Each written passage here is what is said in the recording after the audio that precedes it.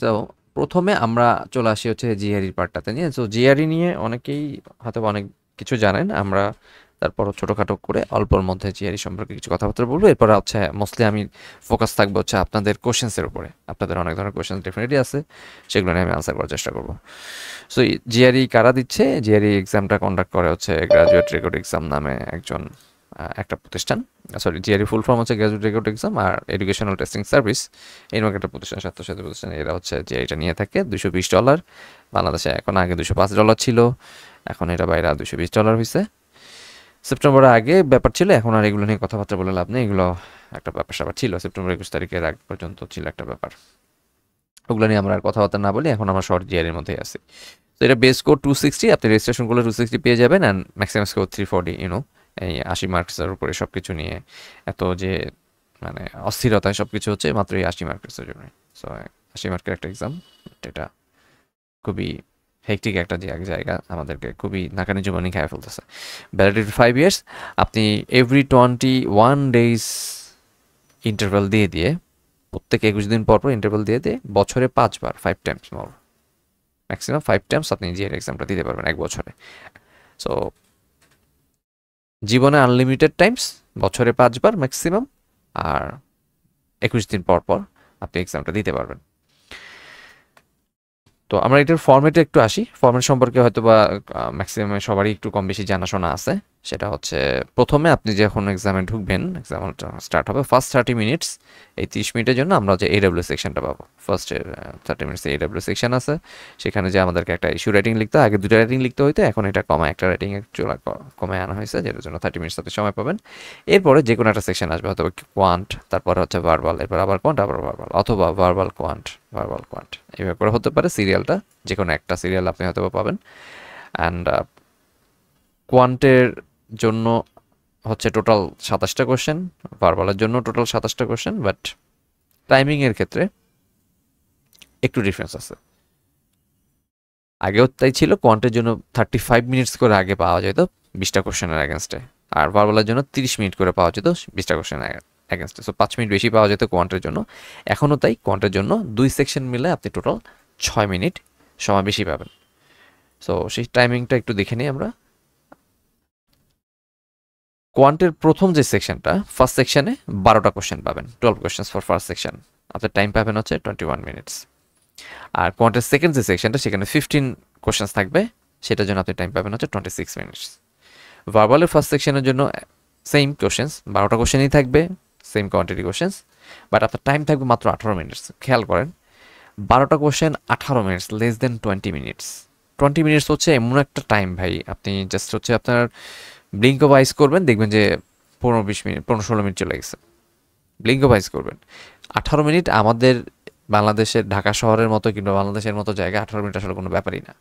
আমরা বাসা থেকে বের হয়ে ওই চায়ের দোকান পার হইতে আমাদের 18 মিনিট চলে যায়। যেখানে আমাদের সবার কমন এক্সকিউজ থাকে, আজকে ইয়ে ছিল, মানে 1 ঘন্টার নিচে কোনো একটা জায়গায় গেলে আমাদের মনে হয় না যে আমি রাস্তা দিয়ে আসছি, এরকম একটা ফিলস। তো সেই জায়গায় 18 মিনিটস আমাদের কাছে বিলাসিতা, কাইন্ড অফ।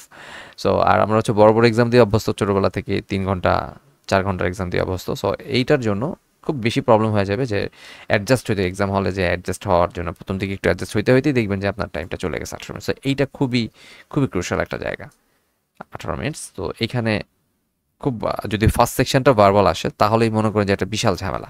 ফার্স্ট সেকশনটা কোয়ান্ট আসলে একটু ভালো সুবিধা হয়, ফার্স্ট সেকশনটা ভার্বাল আসলে ঝামেলা। কারণ আপনার অ্যাডজাস্ট হইতে তো ভার্বাল কোশ্চেন্সগুলো একটু অন্য টাইপের হয়, বুঝতেই পারতেছেন। এটা একটু সেগ্রিগেটেড এবং কী বলে ক্লাসিফাইড কোশ্চেন্স। তো সেখানে 12টা কোশ্চেনের জন্য 18 মিনিটস, এটা খুবই খুবই স্ক্যান্টি একটা ব্যাপার। দেন হচ্ছে ভার্বালের সেকেন্ড সেকশন, 15 কোশ্চেন্স, টাইম পাবেন হচ্ছে 23 মিনিটস। এইখানে 12টা কোশ্চেনের জন্য পাবেন 21 মিনিট, ভার্বালের জন্য পাবেন 18 মিনিট। এখানে একটা 3 মিনিটের একটা গ্যাপ আছে। আর কোয়ান্টের 15টা কোশ্চেনের জন্য পাবেন 26 মিনিট, আর ভার্বাল 15টা কোশ্চেনের জন্য পাবেন হচ্ছে 23 মিনিট। এখানে একটা 3 মিনিটের গ্যাপ আছে। এই 3-3-6 মিনিটসের গ্যাপটাই হচ্ছে আমাদের টোটাল এক্সামের জন্য পাবেন। সো টোটাল টাইমটা ভার্বালের জন্য আপনি পাচ্ছেন হচ্ছে 18 আর 23, দ্যাট মিনস হচ্ছে 30 আর 11, 41 মিনিট। আর এখানে পাবেন হচ্ছে 47 মিনিট। সো 41 আর 46, 47 মিনিটস। এই টাইম অনুযায়ী টোটাল 1 ঘন্টা 58 মিনিটের মধ্যে আপনার এক্সামটা শেষ হয়ে যাবে। আগে আমাদের একটা এক্সপেরিমেন্টাল সেকশন ছিল, অনেক লম্বা একটা হেক্টিক এক্সামস, সো 5টা সেকশন হইতো, বিশাল টাইম।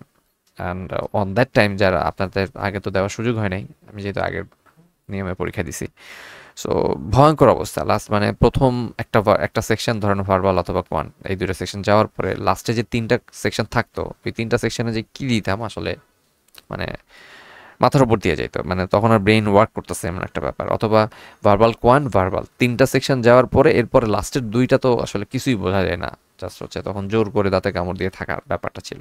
এতক্ষণ লম্বা সময় আসলে ব্রেন স্ট্রেস নেওয়া পসিবল হয় না। ওটা সেই জায়গা থেকে এটা খুবই এনকারেজিং একটা ব্যাপার। আপনারা এখন একটা শর্ট জিআরই ফরম্যাট পাইছেন, সো এটাকে ইউটিলাইজ করার জন্য আমাদের ম্যাক্সিমাম এফোর্টটা দেওয়া উচিত। তো এখানে হচ্ছে আগের আর বর্তমানের একটা কম্পারিজন দেওয়া আছে, যেটা এখন আসলে আমাদের আর লাগবে না। আগে এটা দেখানো হইতো, আগে দেখাইতাম যে আগে জিআরই দেখি হইতো। জাস্ট ছোট্ট একটা জিনিস, সেখানে হচ্ছে 2টা চেঞ্জ আসে, একটা হচ্ছে আনস্কোর সেকশন থাকতো আর একটা হচ্ছে ক্যাজুয়াল ব্রেক থাকতো। আনস্কোর সেকশন মানে একটা এক্সট্রা অতিরিক্ত একটা এক্সপেরিমেন্টাল সেকশন থাকতো, রিসার্চ সেকশন বলা হয়, যেই সেকশনের স্কোরটা আসলে কানেক্ট মানে আপনার অ্যাড হইতো না, বাট ওইটার একটা ওভারঅল একটা ইমপ্রেশন আপনার টোটাল স্কোরের মধ্যে পড়তো। লাইক আপনি এক্সপেরিমেন্টাল সেকশনে কতখানি ভালো করছেন তার উপরে আপনার কিন্তু বোনাস মার্ক পাওয়ার একটা পসিবিলিটি ছিল। বাট এখন আমাদের কোনো আনস্কোর অথবা এক্সপেরিমেন্টাল সেকশনও নেই। আর স্কেজুয়াল একটা ব্রেক ছিল আগে 10 মিনিটের, দ্যাট মিনস প্রথমে এডাব্লিউ হইতো, এডাব্লিউ 1 আওয়ার, এরপরে হয়তো যে কোনো একটা সেকশন কোয়ান্ট অথবা ভার্বাল, দেন হচ্ছে যে আর একটা কোয়ান্ট অথবা ভার্বাল, এই এডাব্লিউ দেন হচ্ছে 2টা সেকশন যাওয়ার পর এইখানে 10 মিনিটসের একটা ব্রেক থাকতো। এরপরে অ্যাগেইন হচ্ছে কোয়ান্ট অথবা ভার্বাল অ্যান্ড কোয়ান্ট অথবা ভার্বাল অ্যান্ড কোয়ান্ট অথবা ভার্বাল। সো এখানে এই 3টা মিলায় 3টা সেকশন, আর এইখানে আরও 3টা সেকশন, এইভাবে করে টোটাল 6টা সেকশন দিয়ে বিশাল একটা 4 ঘন্টার প্রায় অলমোস্ট একটা এক্সাম হয়তো। এই জন্য মাঝখানে একটা 10 মিনিটের ব্রেক থাকতো। বাট এখন সেই ধরনের কোনো ব্যাপার স্যাপার নাই, 3 আওয়ার্স 45 মিনিট যদি ব্রেক ছাড়া আমরা চিন্তা করি। আর যদি ব্রেক নেই তাহলে 4 আওয়ার্সের মতো একটা এক্সাম, যেটা এখন আর নাই। সো সব কিছু শর্ট হয়ে গেছে, আমাদের জন্য অনেক ভালো একটা ব্যাপার। আর এখন যেহেতু কোনো ধরনের ব্রেক নাই, সো আপনার যখন এক্সাম হলে আপনি ঢুকবেন, আপনার এক্সাম যখন স্টার্ট হবে, লাইক ধরেন টাইমারটা শুরু হইলো, এই টাইমার আর স্টপ হবে না, এটা বন্ধ হইতে থাকবে, আপনি চুপ করে থাকলে টাইমার চলতে থাকবে। অ্যান্ড ঠিক এক্স্যাক্টলি 1 আওয়ার 58 মিনিটস পরে আপনার টাইমারটা স্টপ হয়ে যায়, আপনার স্ক্রিনটা স্টে করে আপনার সামনে থেকে চলে যাবে। সো এর মাঝখানে আপনার বসে থাকার কোনো সুযোগ নাই। হোয়াট এভার ইট হ্যাপেন্স, যাই হোক না কেন আপনার টাইমার কিন্তু বন্ধ হবে না, টাইমার চলতেই থাকবে। আনফর্চুনেটলি অনেক সময় এটা হয়েছে, অনেক এক্সাম হলে দেখছি, ট্রিপলেতেও দেখছি এরকম হয়েছে যে নেটের প্রবলেম ছিল অথবা আদার্স প্রবলেম ছিল। সেক্ষেত্রে অনেক সময় শুনছি যে ইটিএস কে যদি ওই ভেনুওয়ালারা মেল টেল দেয়, তাহলে হচ্ছে ওরা কনসিডার করে। বাট আপনি মোস্টলি ধরে নেন যে খুব বেশি হেল্প আসলে পাবেন না, যদি আনফর্চুনেটলি খুবই ডিজাস্টার জাতীয় কিছু না হয়ে থাকে। ওকে, দেন হচ্ছে কারেন্ট জিআর এর শর্টার জিআর এর মধ্যে যে ডিফারেন্সগুলো আছে, ডিফারেন্সগুলো নিয়ে কথাবার্তা বলা দরকার নেই। আর একটু ইম্পর্টেন্ট একটা জিনিস সেটা হচ্ছে অ্যাকসেপ্টেন্স। অনেকে এটা নিয়ে চিন্তা ভাবনা, মানে আগে টেন্স টেন্স দেখছিলাম যে এটার অ্যাকসেপ্টেন্স কি আগে থেকে কমে গেছে কি না, যেহেতু শর্ট হয়ে গেছে আগের মতো করে এত ইম্পর্টেন্ট থাকবে কি না। ইটিএস তাদের ওয়েবসাইটে খুব ক্লিয়ারলি এই কথাগুলো সব ইটিএস এর ওয়েবসাইট থেকে নাও অ্যাকসেপ্ট করে। Thousands of graduate business and law schools accept GRE schools for their masters, MBA, জিএডি অ্যান্ড পিএইচডি প্রোগ্রামস। সো অ্যাকসেপ্টেন্সের দিকে এক সামান্য পরিমাণেও এটার যে সিগনিফিকেন্স সেটা কমে নেই, সেম অ্যাজ বিফোর। ইউনিভার্সিটিগুলো যেভাবে তাদেরকে আগে ইম্পর্টেন্ট দিত জিআরই স্কোরটাকে, এখনও তাই দেয়। বাট একটা কমন কথা প্রচলিত আছে যে ভাই জিআরই তো ওয়েভড হয়ে গেছে, সো এখন আমি কেন জিআরই দিব। এই কথাগুলো হচ্ছে বোকার স্বর্গে বাস করার মতো কিছু একটা ব্যাপার আর কি দাঁড়ায় গেছে অনেকটা।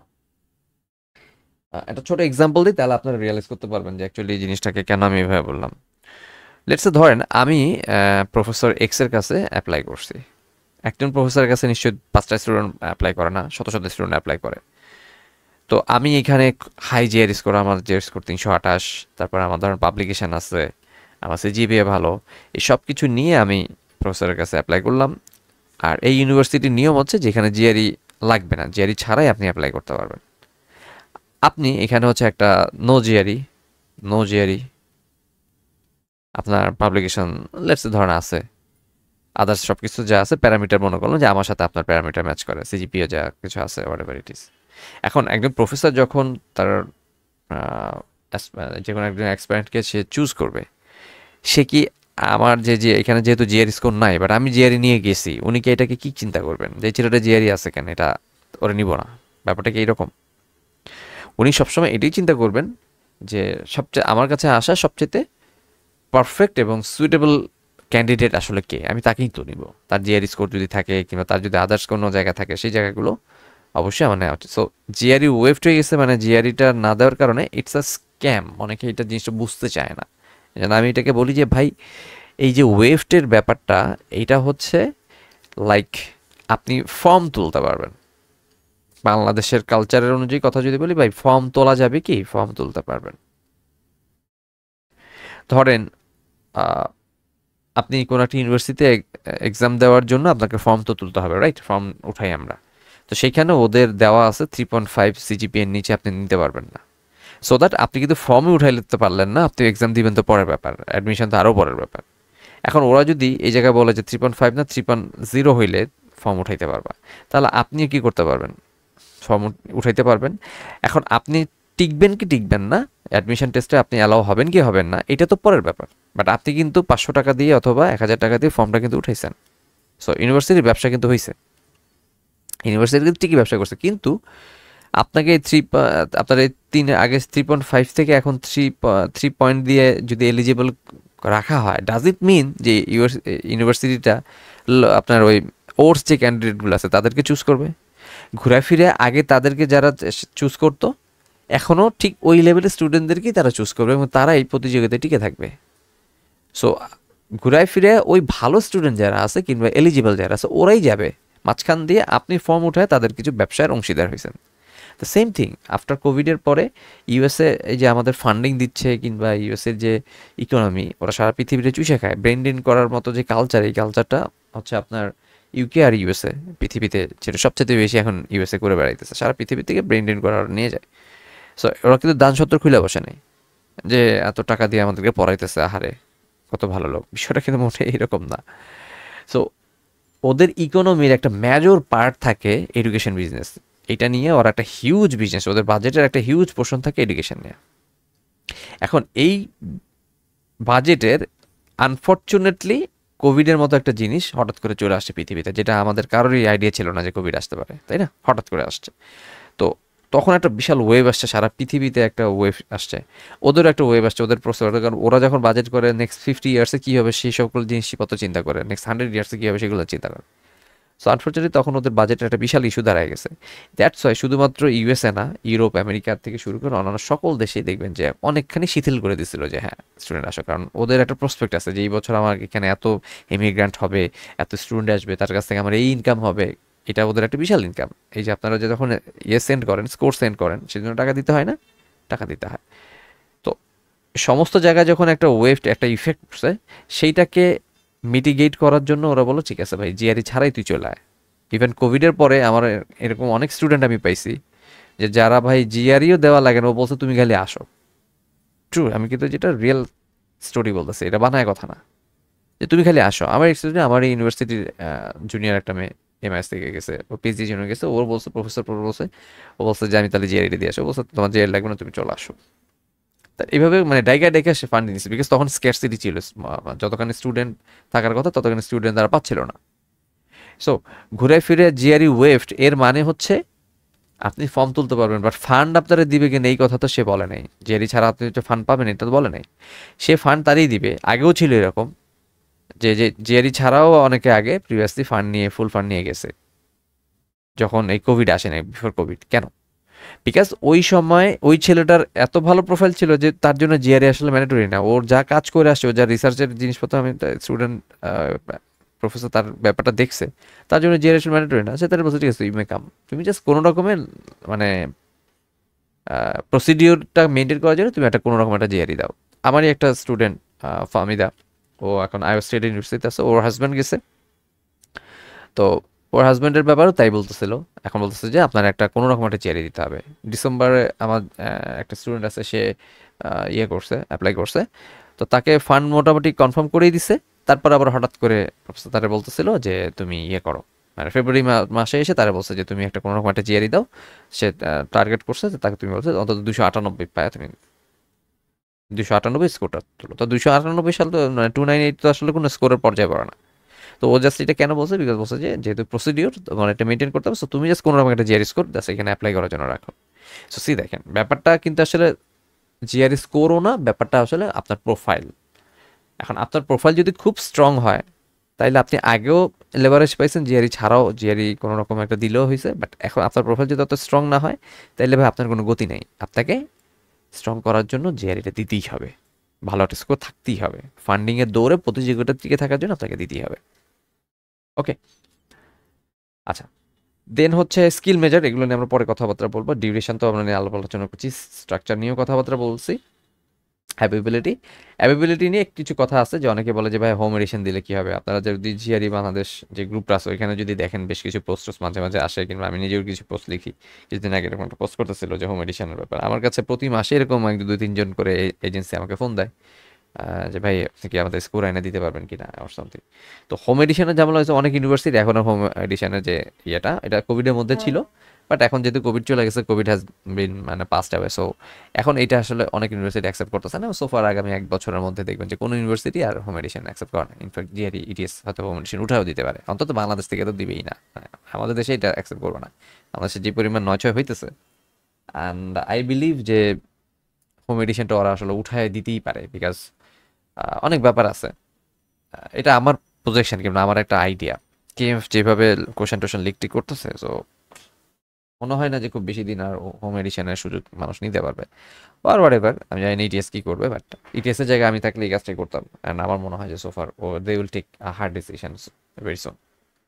অ্যান্ড আরেকটা অ্যালার্মিং নিউজ, আমি এটাও আমার প্রেডিকশন, আই বিলিভ যে এই জিনিসটা হবে, সেটা হচ্ছে যে ভেরি সুন জিআরইর যে কোশ্চেন্স দিনকে দিন টাফ হইতেছে। অ্যান্ড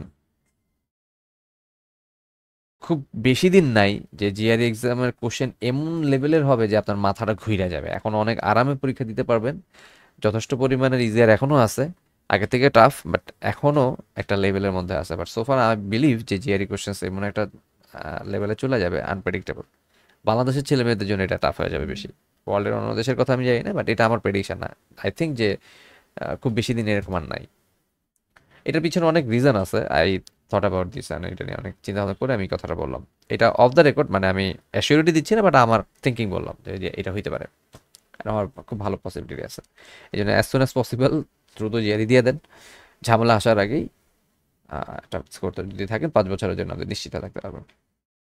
ফিস নিয়ে কথা বলছি, টেস্টিং এক্সপিরিয়েন্স নিয়ে কথাবার্তা বলার কিছু নেই। ক্যালকুলেটার, এইটার একটা ব্যাপার আছে, আপনি করে ক্যালকুলেটার নিয়ে যেতে পারবেন না, কোয়ান্ট সেকশনের জন্য আপনাকে একটা অন স্ক্রিন ক্যালকুলেটার দেওয়া হবে। এগুলো আমরা যে ক্লাস হবে যেদিন সেদিনে আরও বিস্তারিত আলোচনা করবো। ওকে, সো অ্যাকোমোডেশন নিয়ে কথা বলছি, প্রিপারেশন, স্কোর স্কেলের একটা চার্ট আছে, আমরা দেখাবো। ভার্বাল ক্লাসে ভার্বালটা দেখাবো, কোয়ান্ট ক্লাসে কোয়ান্টিটা দেখাবো, যে স্কোর চার্ট একটা কেমন হয়, টেন্টেটিভ, এটা কিন্তু ফিক্স কোনো ব্যাপার না।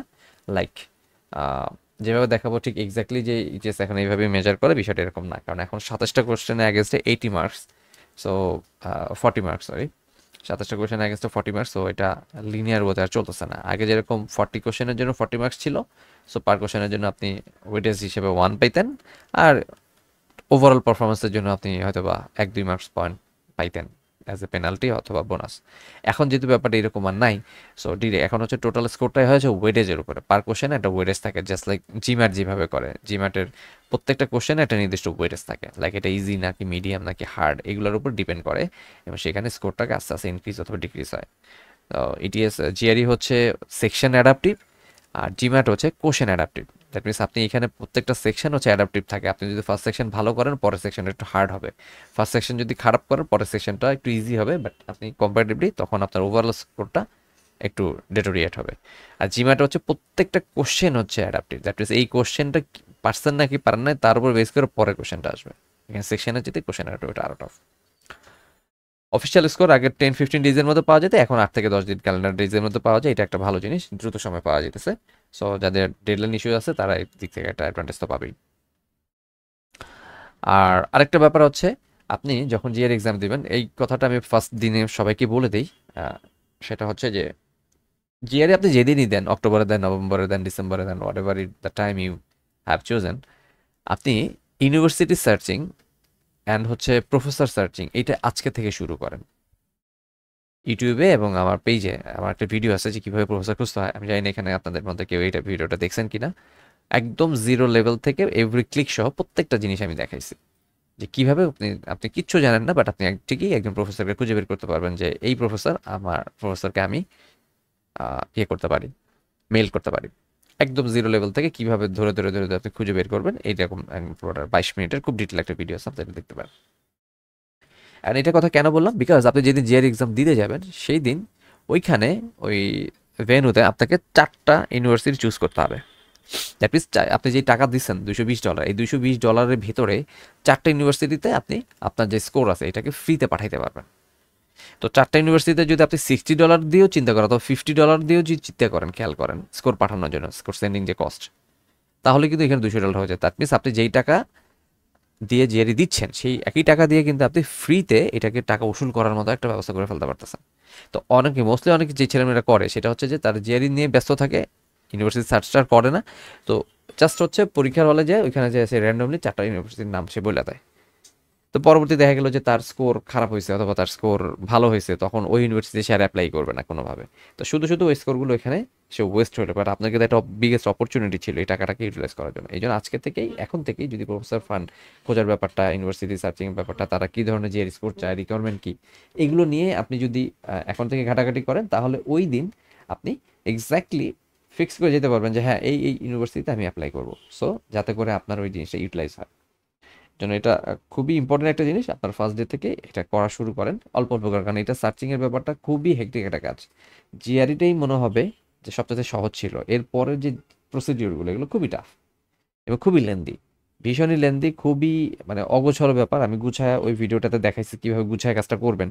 তারপরও দেখবেন যে এই জিনিসটা আপনার মাথা খারাপ করে ফেলবে, আপনি সামলাইতে পারবেন না। এছাড়া শুধু প্রফেসর সার্চ করা না, তখন ওই সময় আপনাকে ইউনিভার্সিটিতে এই ইয়ে করা কি বলে, অনেক ব্যাপার আছে। মানে পোস্ট জিএর অ্যাকশন নামা আমার একটা লাস্টে একটা ক্লাস হবে লাস্ট ডেতে। তো ওইখানে আপনি দেখবেন যে আপনার কিন্তু কী পরিমাণ স্ট্রেস নিতে হবে। আর বাংলাদেশে তো সব কিছু অ্যানালগ, কোনো কিছুই কোনো সিস্টেম নাই। সো আপনি কোথাও যে শান্তি পাবেন না। দেখবেন যে আজকে এখান থেকে আপনার এমওএ উঠাইতে হবে, ওইখান থেকে এলওআর নিতে হবে, স্যার আপনার ঘুরাইতেছে, এলওআর দেয় না। তারপরে হচ্ছে এসওপির জন্য ভালোভাবে এসওপি লিখতে পারতেছেন না, অথবা স্যারের এলওআরের জন্য প্রবলেম হইতেছে, সার্টিফিকেট উঠাইতে ঝামেলা, দিনের পর দিন আপনার ঘুরাইতে হইতেছে, এইখানে সমস্যা, সার্টিফিকেটের সমস্যা, একটা কারেকশন করতে গেলে আপনার 2 মাস 3 মাস নাই, দৌড়াইতে দৌড়াইতে স্যান্ডেলে তলা খাওয়া যায়, অনেক ঝামেলা ভাই। তো ওই ঝামেলার মধ্যে আপনি দিন শেষে ঠান্ডা মাথায় প্রফেসর খুঁজতে পারবেন না, আপনি পাগল হয়ে যাবেন, এটা নিশ্চিত। এই জন্য আগে থেকে আপনাদেরকে একটু অ্যালার্ট করা, আজকে থেকে এগুলো পড়া শুরু করেন, আপনার জন্য ভালো হবে। আপনি যেদিনই যান, 1 বছর পরে যান, বাট কাজটা আপনি এখন থেকে শুরু করেন, তাদের সাথে অ্যাকোয়েন্টেড হন।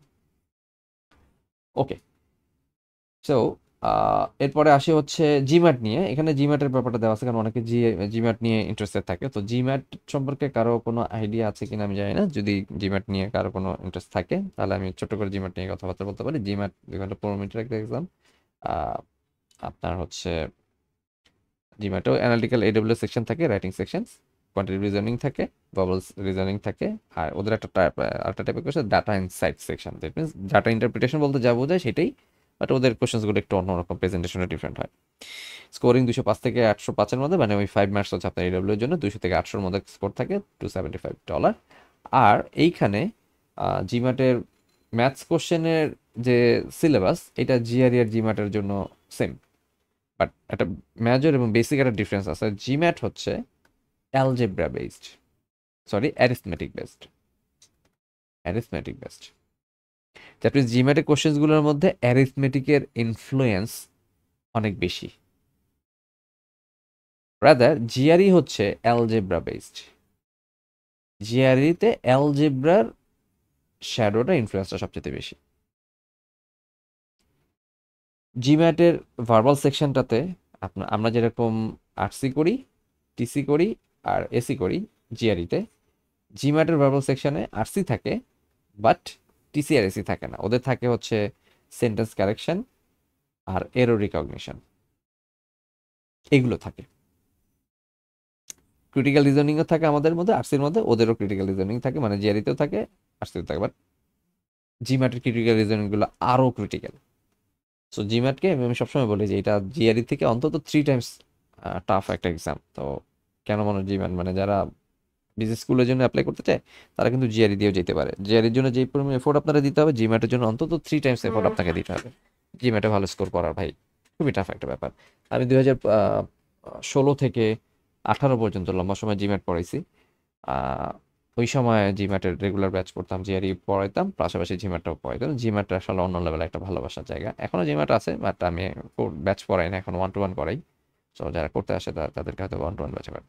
তো ওই পার্সপেক্টিভে বলতেছি যে জিম্যাটটা টাফ, আর জিম্যাটের কোশ্চেন্সগুলো একটু অন্য টাইপের ব্যাপার। হাইপারবল কোশ্চেন্সগুলো অনেক বেশি পরিমাণে ইয়ে থাকে, এখানে গ্রামারের উপরে অনেক বেশি এমফাসিস করা হয়, সেন্টেন্সের স্ট্রাকচারের উপর অনেক বেশি এমফাসিস করা হয়।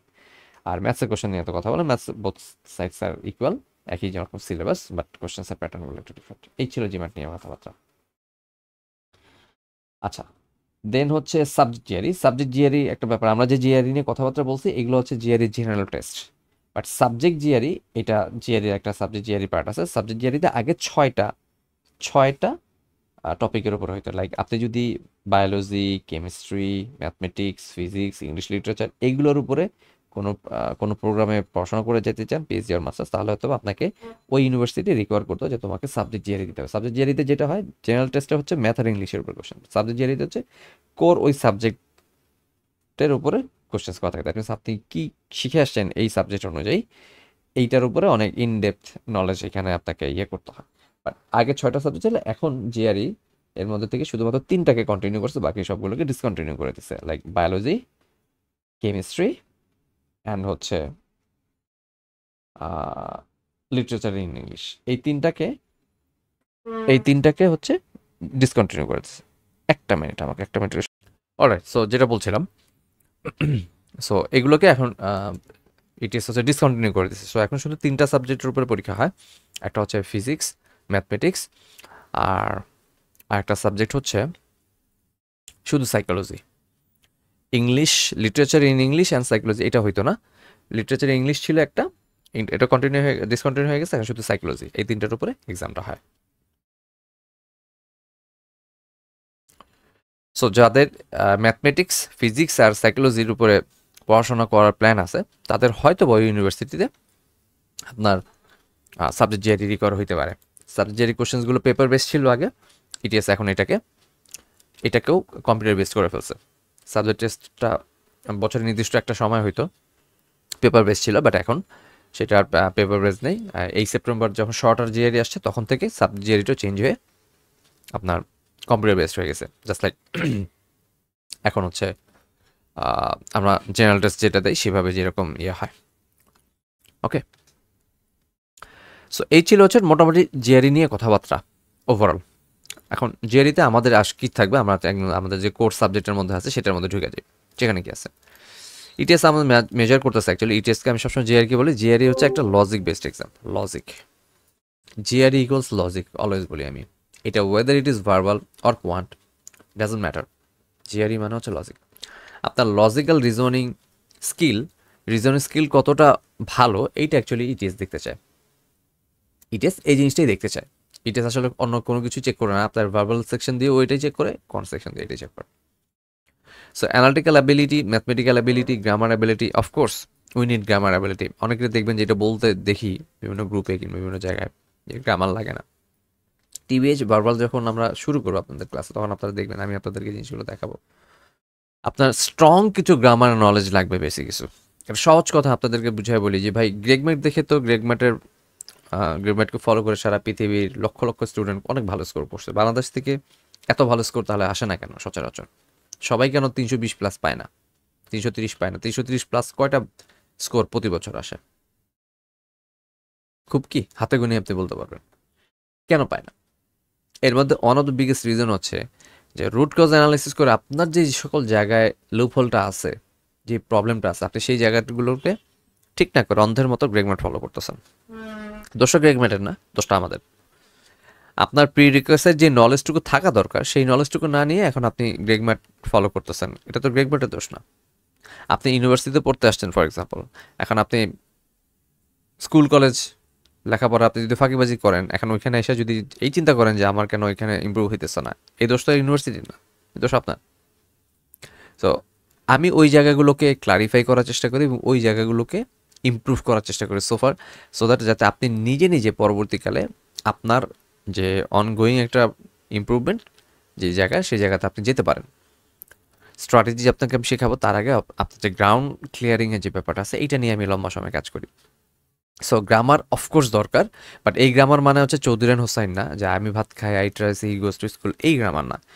সেন্টেন্স স্ট্রাকচার, সেন্টেন্সকে ক্লামজি সেন্টেন্স কীভাবে, সেন্টেন্সের বড় বড় সেন্টেন্সকে ভেঙে চুরে কীভাবে কী করতে হয়, কেন এই সেন্টেন্সগুলো আপনি বুঝতেছেন, অথবা এই সেন্টেন্সের ভিতরে যে ও কী বুঝাইলো, স্ট্রাকচারগত যে জিনিসগুলো, এরকম কিছু গ্রামার আছে যেটা আপনার অবশ্যই শিখতে হবে, আপনি জানতে হবে। আদারওয়াইজ আপনি যতই চেষ্টা করেন গেটমেন্টগুলো খায় ফেললেও আপনার আসলে লাভ নেই।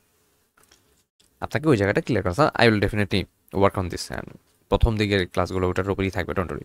ওকে, সো মডেলস কী কী থাকবে আমরা আলোচনা করছি, এটা নিয়ে কথাবার্তা কিছু নেই। ভার্বাল রিজনিং নিয়ে আমরা একটু শুরু করি, যারা ভার্বাল আছেন তারা একটু দেখেন। কোয়ান্টিটি সেকশন আমি একটু পরে আসতেছি।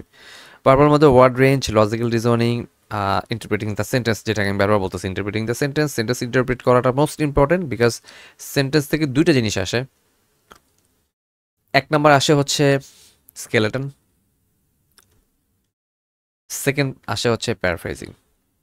সো আপনারা যারা আমার প্যারাফ্রেজিংয়ের ভিডিও দেখছেন অথবা দেখান নাই, তারা একটু দেখে নিলে ভালো হয় প্যারাফ্রেজিংয়ের পর। সো আপনাকে আগে হচ্ছে সেন্টেন্সের স্কেলেটন বুঝতে হবে, আফটার দ্যাট আপনাকে প্যারাফ্রেজিং করতে হবে, দেন হচ্ছে আপনি যাবেন হচ্ছে আপনার কগনিটিভ টেস্টে। বিফোর দ্যাট আপনার রিজনিং স্কিল কোনোদিনই ইমপ্রুভ করবে না, এটা challenge, I can challenge in মানে পাবলিকলি বলতে পারবো যে ভাই আপনার যদি এই জিনিসগুলো না থাকে আপনি কোনো দিন জিআর এর ইটিএস এর এই কোয়েশ্চেনগুলোকে আপনি ক্র্যাক করতে পারবেন না। It's quite impossible, it's quite তো না, কমপ্লিটলি ইম্পসিবল। রিজনিং তো পরের ব্যাপার। সো দুইটা স্টেপে আমরা স্ট্রাগল ফিল করি ভার্বাল সেকশনে। নাম্বার ওয়ান, ভাই আপনি এই জিনিসগুলো আপনি জানেন না, আপনি এটা করেন না, এটা শিখেন নাই, এটা পারেন না, দিস ওয়ান। এর পরের স্টেপটা হচ্ছে এইটা কোনো রকমে যদি ইমপ্রুভ করেও ফেলেন, এর পরের স্টেপে যে ছেলে মানে একদম ধাক্কা খাওয়া যায়, সেটা হচ্ছে রিজনিং।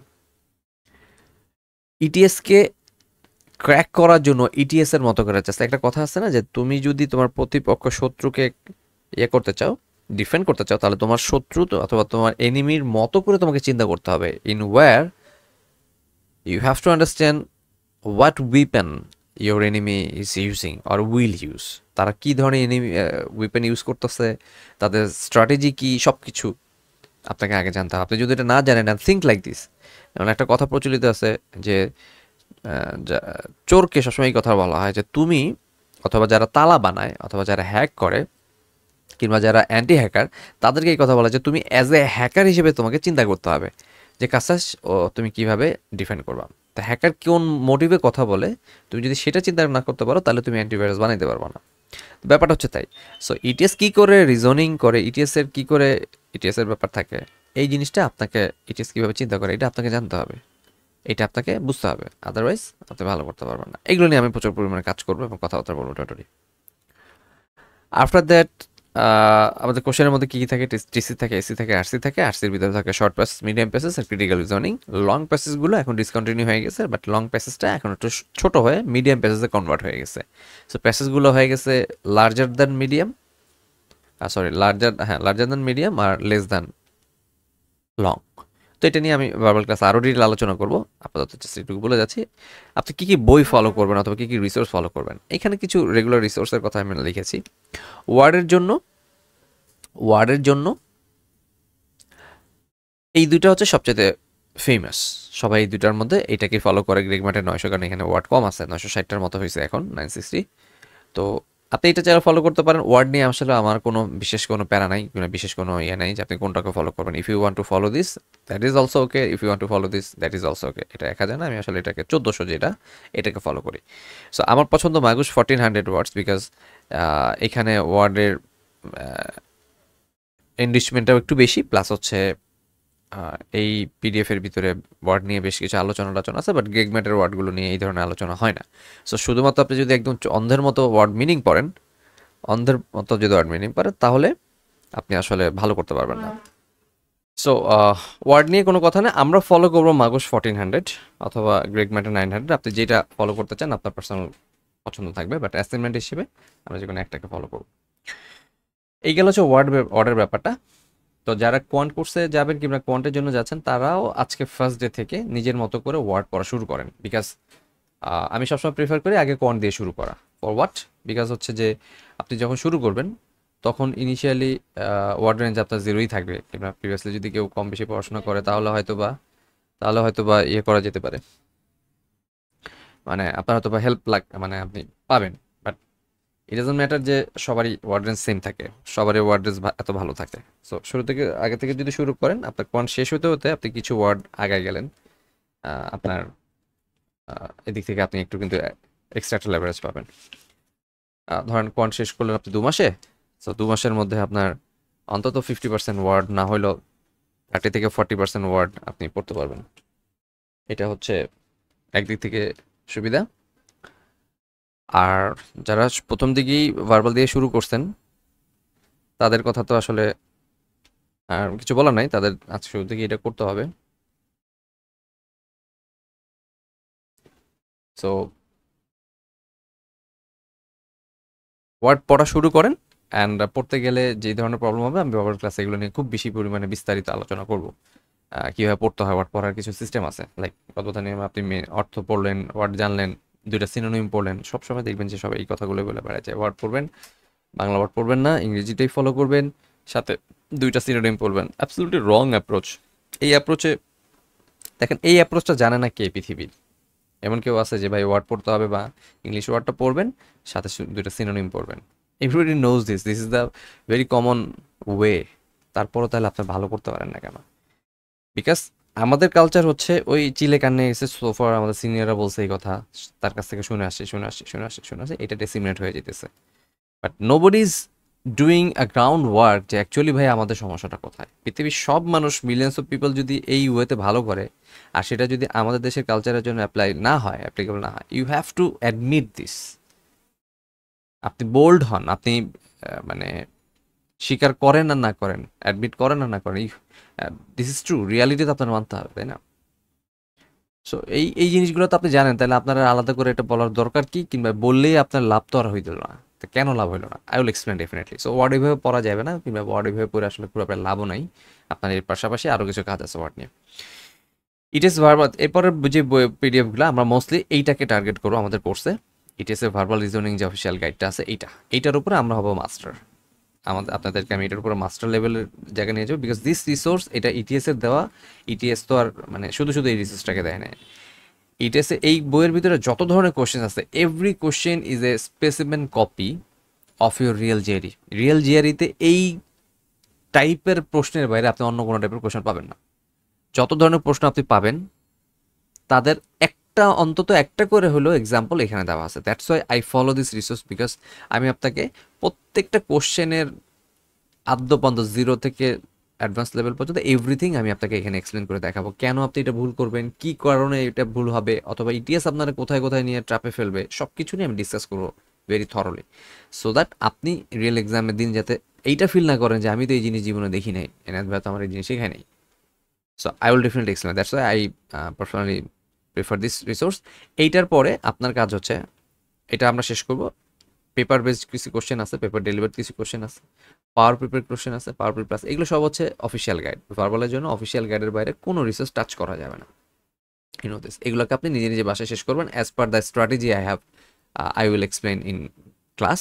এগুলোকে অ্যাপ্লাই করবেন এখান থেকে। অ্যান্ড দেন ফাইনালি হচ্ছে কেএমএফ বিগ বুকের কোশ্চেন্সটা, এটা আমি অল্টারনেটিভ ওয়েতে রাখি কিংবা অপশনাল রাখি, বিকজ যদি if you have enough time তাহলে আপনি বিগ বুকের মিডিয়াম এবং আর্টসিগুলোকে আপনি সিআরগুলোকে আপনি করতে পারেন, মিডিয়াম প্যাসেজ এবং কি বলে সিআরগুলোকে করতে পারেন। And also you can, if you যদি আপনি যদি লজিক সেন্স বিল্ড আপ করতে চান তাহলে অফকোর্স আপনি বিগ বুকের টেক্সট কম্পিটিশনগুলোও করতে পারেন।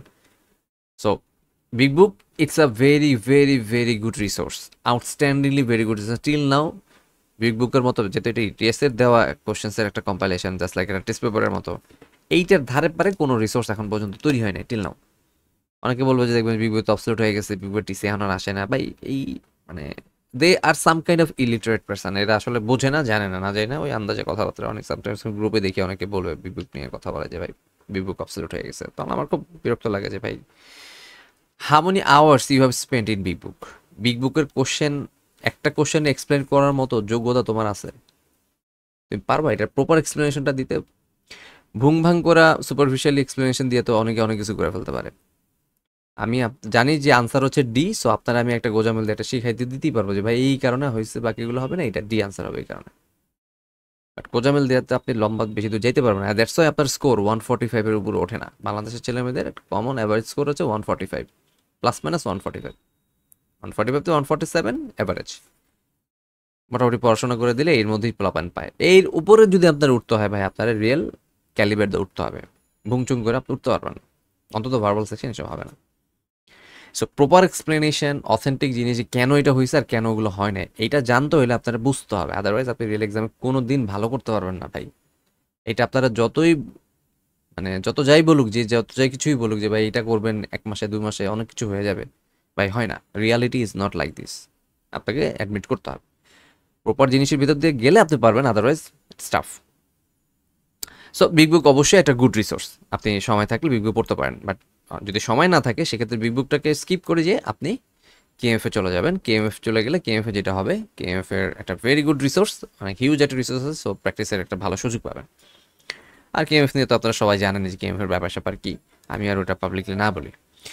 আর ভোকাবুলারির জন্য কিছু অ্যাপ আছে কিংবা কিছু ওয়েবসাইট আছে, আমি যেটা আপনাদেরকে ইয়ে করবো, ক্লাসের মধ্যে আমি এগুলো নিয়ে আলাপ আলোচনা করবো যে ভোকাব পড়ার জন্য কীভাবে কী করবেন। আমি ফার্স্ট ডেতে এটা নিয়ে ডিসকাস করবো টোটালি টপিক। এখানে যা যা আছে এগুলো নিয়ে অনেক বিস্তারিত কথাবার্তা হবে, আজকে আর এগুলো নিয়ে কথা না বলি। ভার্বাল ক্লাসে এগুলো নিয়ে বিস্তারিত হবে, কীভাবে কী কোন দিক থেকে আগাবেন এবং আপনার total strategy for the very first day থেকে লাস্ট ডে পর্যন্ত কীভাবে আপনি আগাবেন, everything I will explain. So আমরা কিছু স্পেশাল জিনিস শিখবো, যেগুলো এখানে ছোটো ছোটো নাম লিখেছি আমি, লাইক হচ্ছে পিওই মেথড কীভাবে শিখতে হয়, দেন হচ্ছে প্যাটার্ন শেখা, বের করা, গ্রামার, ওয়ার্ড চুজিং টেকনিক আপনাকে জানতে হবে, কীভাবে ওয়ার্ড চুজ করবেন, যেই টেকনিকের উপর বেস করে আপনি টেক্সট কমপ্লিশন আর সিরিজ ইয়ে করবেন। অ্যান্ড আমি আপনাদেরকে মোস্টলি ফোকাস করবো আরসির উপরে।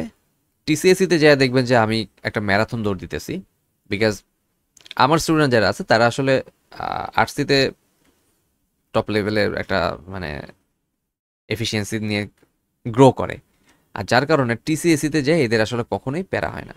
টিসিএসসি এরা আরামসেই পারে, টিসিএসসিতে তাদের কখনোই কোনো সমস্যা হয় না। আমি জাস্ট দুইটা স্ট্র্যাটেজি ফলো করি, এই দুইটা স্ট্র্যাটেজি দিয়ে আপনি টিসিএসসিকে যা কোশ্চেন আছে ইজিলি হ্যান্ডেল করে ফেলতে পারবেন, কোনো অসুবিধা হইব না যদি আপনি আর্টসের যে আমার ক্লাসগুলো আছে এটা মন দিয়ে ফলো করেন ইনশাল্লাহ।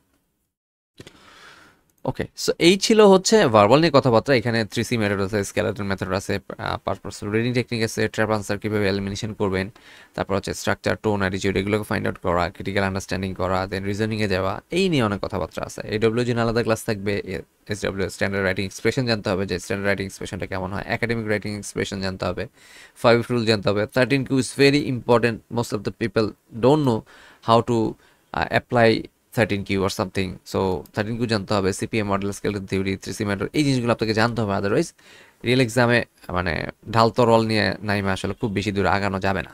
এগুলো আপনাকে না শিখলে আপনি পারবেন না, অ্যান্ড আই উইল এক্সপ্লেন, এগুলো নিয়ে প্রচুর সময় আমি দিব টোটালি, ঠিক আছে। সো এই ছিল হচ্ছে ভার্বাল সেকশন নিয়ে কথাবার্তা। কোয়ান্টিটিভ রিজনে চলে আসি, আমরা আপনার কোশ্চেন নিব ডোন্টরি। সো আমি কোয়ান্টি আসলে এত বেশি কথা বলার কিছুই নেই, কোয়ান্টের চ্যাপ্টার আছে, চ্যাপ্টারের নামগুলো আছে এখানে, আমি কোয়ান্টের সকল চ্যাপ্টারের নামগুলো এখানে লিখছি। That means chapter plus sub chapter, topic, sub টপিকের নামগুলো এখানে প্রায় 21টা টপিকের নাম এখানে আছে। দ্যাট মিনস এই 21টা টপিকের উপর আপনার কোশ্চেন হবে।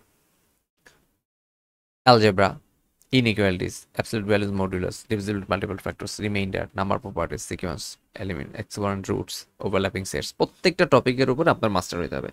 এখন যে ব্যাপারটা দাঁড়াই গেছে যে আগে যেরকম মোটামুটি আমরা বলতে পারতাম যে অ্যালজেব্রা থেকে কয়টা কোশ্চেন আসবে, আমরা বলতে পারতাম যে এফডিপি থেকে কয়টা কোশ্চেন আসবে, এটা আমাদের একটা স্ট্যাটিস্টিক্স ছিল। বাট এখন এই স্ট্যাটিস্টিক্সটা আর রিজিডলি দেওয়া যায় না, বিকজ যেহেতু কোশ্চেনের সংখ্যা কমে গেছে, এখন ইটিএস সামটাইমস কারো কারো পরীক্ষাতে কোনো একটা টপিক থেকে বেশি কোশ্চেন আসছে, আর একটা টপিক থেকে তার কোশ্চেন আসেই নেই কোনো, আবার কারো আছে অন্য টপিক থেকে আসছে তার আরেকটা টপিক আসে না, এইরকম ব্যাপারটা। সো আপনাকে আসলে কোনোটা এখন আর স্কিপ করার সুযোগ নেই, আপনার যদি কোথাও উইকনেস থাকে ওইটার উপরে আপনাকে ডেভেলপমেন্টটা আসতেই হবে।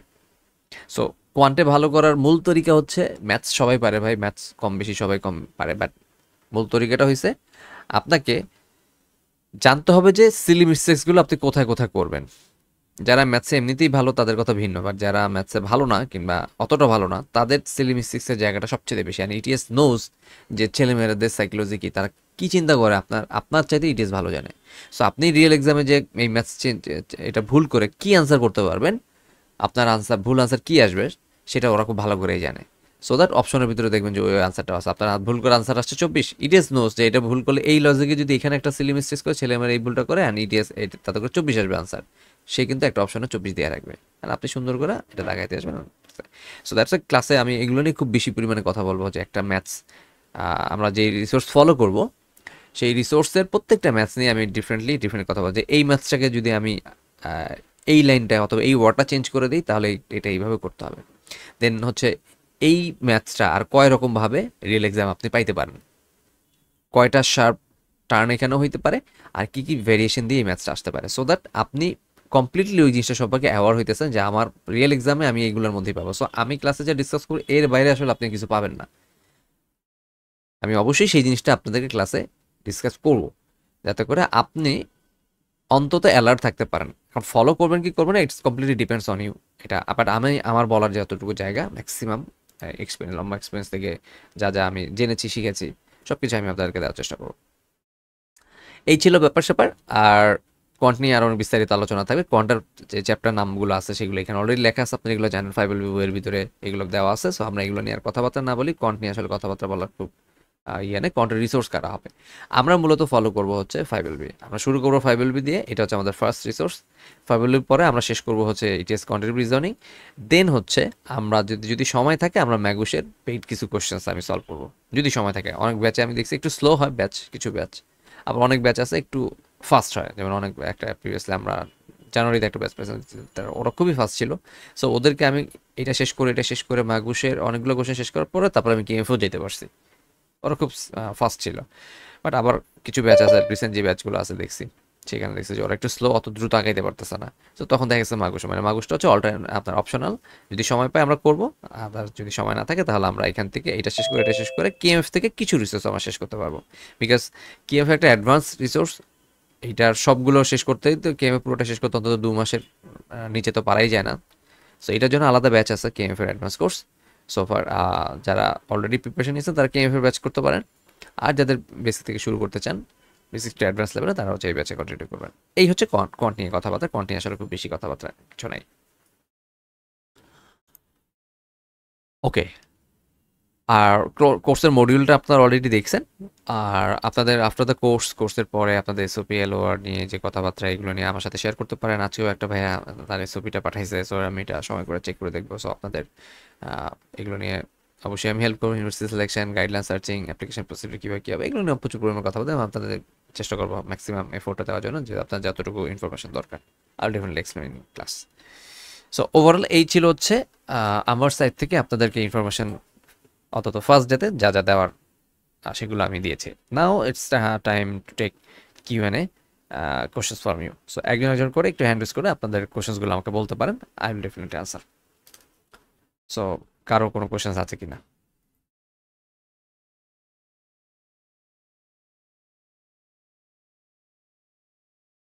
Wow. So nobody has any questions. Wow. ভাই আমার একটা কোশ্চেন ছিল। Sure, please. আহ, আমার কথা কি শোনা যাচ্ছে? জি, শুনতে পাচ্ছি ভাই।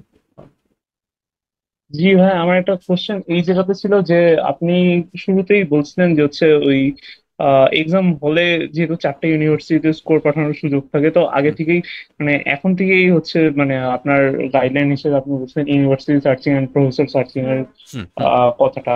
তো হুম, ভাই আমার কোশ্চেন এই জায়গা থেকে যে সাপোজ আমরা শুরু করলাম বা আমি মনে করেন শুরু করলাম ইউনিভার্সিটি সার্চিং এবং প্রফেসর সার্চিং, হুম। তো কি কি লাগে ওই হিসাবে দেখলাম, কিন্তু আমি তো এক্সামও যেহেতু এখনো এক্সাম জিআরই আইএলটিএস এখনো আমার দেন নাই, so আপনি কিছু জানেন না দেওয়া যে হয় আপনার নাই। স্কোর কত না না আসবে। না, জি জি জি, আমার প্রোফাইলই তো রেডি হয়নি। হ্যাঁ, হ্যাঁ। তো আমি তো মেইলও এই কারণে পাঠাতে পারবো না এই সময়ে। তো ওকে, আইডলি ভাইয়া এইদিকে সার্চ দিয়ে কি কতটুকু লাভ হচ্ছে মানে আহ, মানে আমার কোশ্চেনটা কি আসলে মানে আমি বলতে বুঝতে পারছি? পারছি আপনার কোশ্চেন, বুঝতে পারছি খুব ক্লিয়ারলি। আমি এবার আনসারটা করি, আপনি আপনার সমস্ত কোশ্চেন পেয়ে যাবেন। So he has asked very nice questions. খুব ভালো একটা প্রশ্ন করছে যে ভাই আমার তো প্রোফাইল রেডি হয় নাই, আমি কিভাবে প্রফেসরকে অ্যাপ্রোচ করবো। ওকে, ফার্স্ট অফ অল আমি আপনাকে বলিনি প্রফেসরকে অ্যাপ্রোচ করার জন্য। আই জাস্ট ফার্স্ট যে জিনিসটা আমি বলছি সেটা হচ্ছে যে আপনার ইউনিভার্সিটিটাকে সার্চ করার কথা বলছি। লাইক ধরেন আমার ব্যাকগ্রাউন্ড হচ্ছে সিএসসি, আমি কম্পিউটার সায়েন্স অ্যান্ড ইঞ্জিনিয়ারিংতে পড়াশোনা করছি। সো আমার মেজর যে জায়গা ছিল, আমি কিছু জিনিস নিয়ে পাবলিকেশনস নিয়ে রিসার্চ নিয়ে কাজ টাজ করছি। সো ওভারঅল আমার প্রোফাইল নিয়ে আমি বুঝতেছি যে আমার এখন এসে ধরেন আমি হচ্ছে ডাটা সায়েন্স নিয়ে কাজ করি। আমার হাতে ডাটা সায়েন্স, তারপর হচ্ছে এআই এর আরও কয়েকটা উইংস আছে। সো এখন আমি প্রসপেক্ট করতে চাইছি যে আমি যে মাস্টার্স পিএইচডি করতে চাইতেছি এগুলোর উপরে। সো তখন আমি কি করব?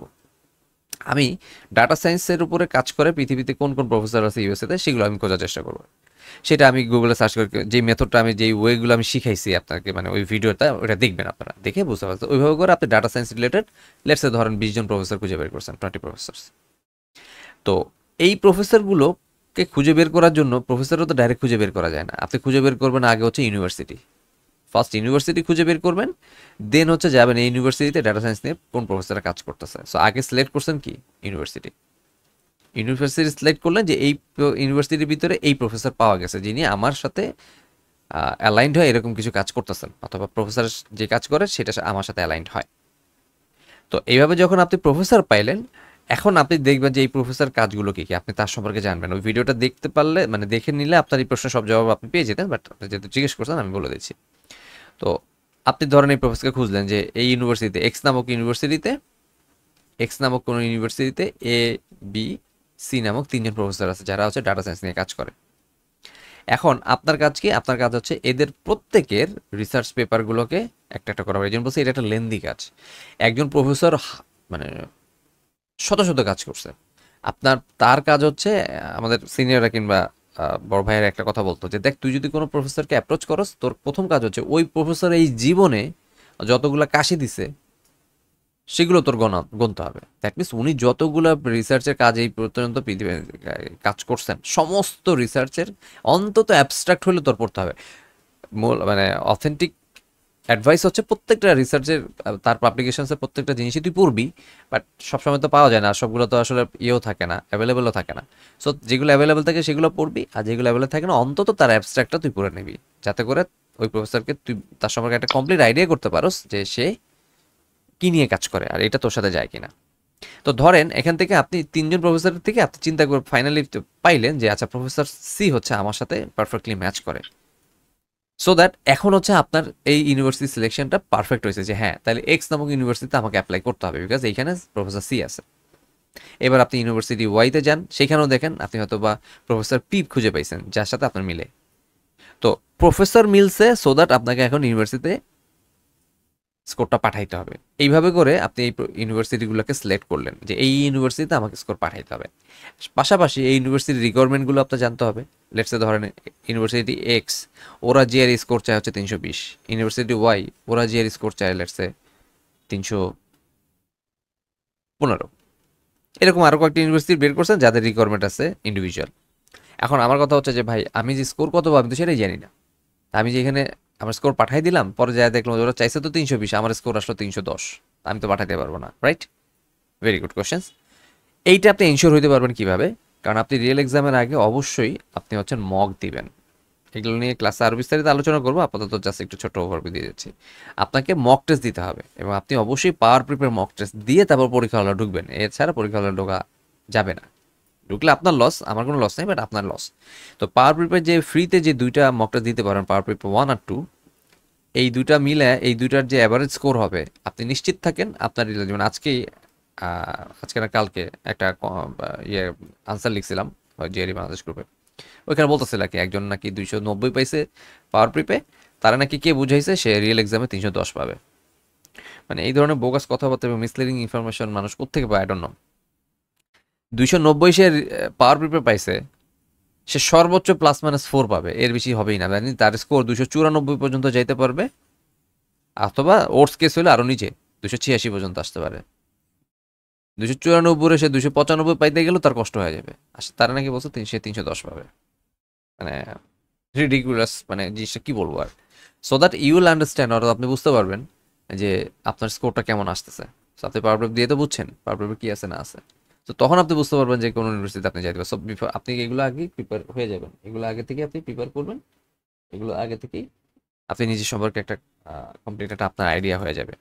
তো এই জন্য এইগুলো কাজগুলো আগে সেরে ফেললে, ইউনিভার্সিটি সিলেকশনের কাজগুলো সেরে ফেললে, আপনার মক টেস্ট দিয়ে দিলে তখন আপনি তো নিজেই বুঝবেন যে আমার মকের রেজাল্ট আসছে এত, লেটস আপনার মকে আসে 310।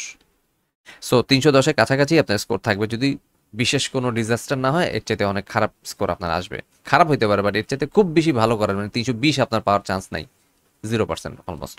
অথবা 1% পসিবিলিটি আছে। সো তো আপনি তো বুঝলেনই যে আপনি রেল এক্সামে মোটামুটি এইরকম স্কোর পাইতে যাইতেছেন। অনেক সময় আছে যে এক্সাম প্রেশারের কারণে অনেক স্কোর খারাপ হয়ে যায়, বাট এক্সাম প্রেশারের জন্য মানে স্কোর তো ভালো হওয়ার চান্স খুব কম। ভালো যে হবে না তা না, হতে পারে, বাট খুব বেশি ভালো ড্রাস্টিক্যালি তার আপনি চেঞ্জ হবে। তাহলে আপনি মকে পাইছেন এইটা, ইউনিভার্সিটি সার্চ করে দেখছেন যে তাদের রিকোয়ারমেন্ট কি, সো আপনার জন্য 2 দিয়ে 4 মিলিয়ন তো কোনো ব্যাপার না। ই ক্যান মানে ক্লিয়ারলি আপনি বুঝতেছেন যে আমার জন্য এই ইউনিভার্সিটি সুইটেবল কিনা, এই মুহূর্তে তো আমি এক্সাম দিব। সো এটা সুইটেবল হইতে পারে, এটা সুইটেবল হইতে পারে, এবার সিদ্ধান্ত নিয়ে ফেলবেন। That's it. সো ভাইয়া যিনি কোশ্চেনটা করছিলেন আপনার আনসার পেয়েছেন কিনা? জি ভাইয়া, ধন্যবাদ। ওকে, নাইস, এক্সেলেন্ট, থ্যাংক ইউ। আর কারো কোনো কোশ্চেন আছে? জি তৌহিদ প্লিজ। ভাইয়া, এইখানে হচ্ছে 5 ইয়ার্স এর যে ভ্যালিডিটি থাকে এই হুম পরীক্ষার, তো আমার যদি এরকম হয়, ধরেন আমি এই বছর পরীক্ষা দিলাম কিন্তু কোনো এক কারণে আমি এই বছর যেতে পারলাম না, হুম তাহলে হচ্ছে আমি পরের বছর গেলাম। হুম তো আমি যদি ধরেন এরকম কোনো প্যাকেজ প্রোগ্রামে যাই, এই মাস্টার্স প্লাস পিএইচডি যেসব প্রোগ্রাম গুলো থাকে, হুম। সেগুলো তো সাধারণত 5 বছরের কোর্স হয়, তাহলে ব্যাপারটা তো এরকম হয়ে যায় না যে আমার পড়াশোনার মাঝপথে জিআরই ভ্যালিডিটিটা শেষ হয়ে গেল? সেই ক্ষেত্রে কি আমি একটা ইউনিভার্সিটি রানিং স্টুডেন্ট থাকা অবস্থায় আমাকে আবার পরীক্ষা দিতে হবে এরকম? আর যদি আপনার স্কোরের ভ্যালিডিটি চলে যায় অবশ্যই আপনাকে দিতে হবে। আচ্ছা আচ্ছা, তা মানে এটা ডিপেন্ড করে, এটা কোনো ম্যাটার করে না যে আমি তখন কোথায় অলরেডি একটা ইউনিভার্সিটিতে আছি, একটা বিভিন্ন কয়েকটা ইয়ার কমপ্লিট করে ফেলছি, তারপরেও আমাকে দিতে হবে যদি যদি ভ্যালিডিটি শেষ হয়ে যায়? ইউনিভার্সিটি রিকোয়ার করে এবং ইউনিভার্সিটির প্রফেসর যদি কনভিন্স না হয়, অথবা তাদের যদি এরকম প্রসিডিওর থাকে যে you have to comply with their policy, তাহলে অবশ্যই আপনাকে দিতে হইতে পারে। মানে এটা আসলে ডিপেন্ড করে, যেমন ধরেন আপনি অলরেডি একটা ইউনিভার্সিটিতে আছেন, ভালো জায়গায় পড়তেছেন, বাট আপনি এই মুহূর্তে যে স্কোর নাই, ওরা হয়তো বা আপনাকে শিথিল করে দিতে পারে যে ঠিক আছে, তুমি যেমন একটু আগে এক্সাম্পল দিলাম, আমার স্টুডেন্ট তার ফান্ডিং হয়ে যাওয়ার পরে প্রফেসর তারা বলছে যে তুমি এবার যে এটা একটু দাও, because as per our policy you have to comply with this, এবং তোমার অত ভালো স্কোর লাগবে না, তুমি জাস্ট দাও, মানে তোমার একটা জেআরই স্কোর আছে এটা বলতে হবে এখানে, এখানে তোমার স্কোরটা দিতে হবে, আদারওয়াইজ তোমাকে আমি অ্যাডমিশনের জন্য রেফার করতে পারতেছি না, রেকমেন্ড করতে পারতেছি না। সো এই জন্য ওরা বলছে তুমি জাস্ট কোনো রকম একটা স্কোর উঠাও। সো ইট ডিপেন্ডস এখন। তারপরেও যদি ওই সময় যদি যে ইউনিভার্সিটিতে আপনি অ্যাপ্লাই করবেন, যে প্রফেসর করবেন, সে যদি বলে যে না তোমার ভালো স্কোরই উঠাইতে হবে, তাহলে ভালোটাই উঠাইতে হবে, কিছু করার নেই। আর মোস্টলি যদি এর মধ্যে হয়ে যায় তো হয়েই যায়, ডিপেন্ড করতেছে okay as per the requirement. Okay okay, okay, clear. ঠিক আছে, তো আচ্ছা জি ভাই বলেন। ভাই, আমার একটা কোশ্চেন ছিল, আমি নূর বলছিলাম। জি প্লিজ।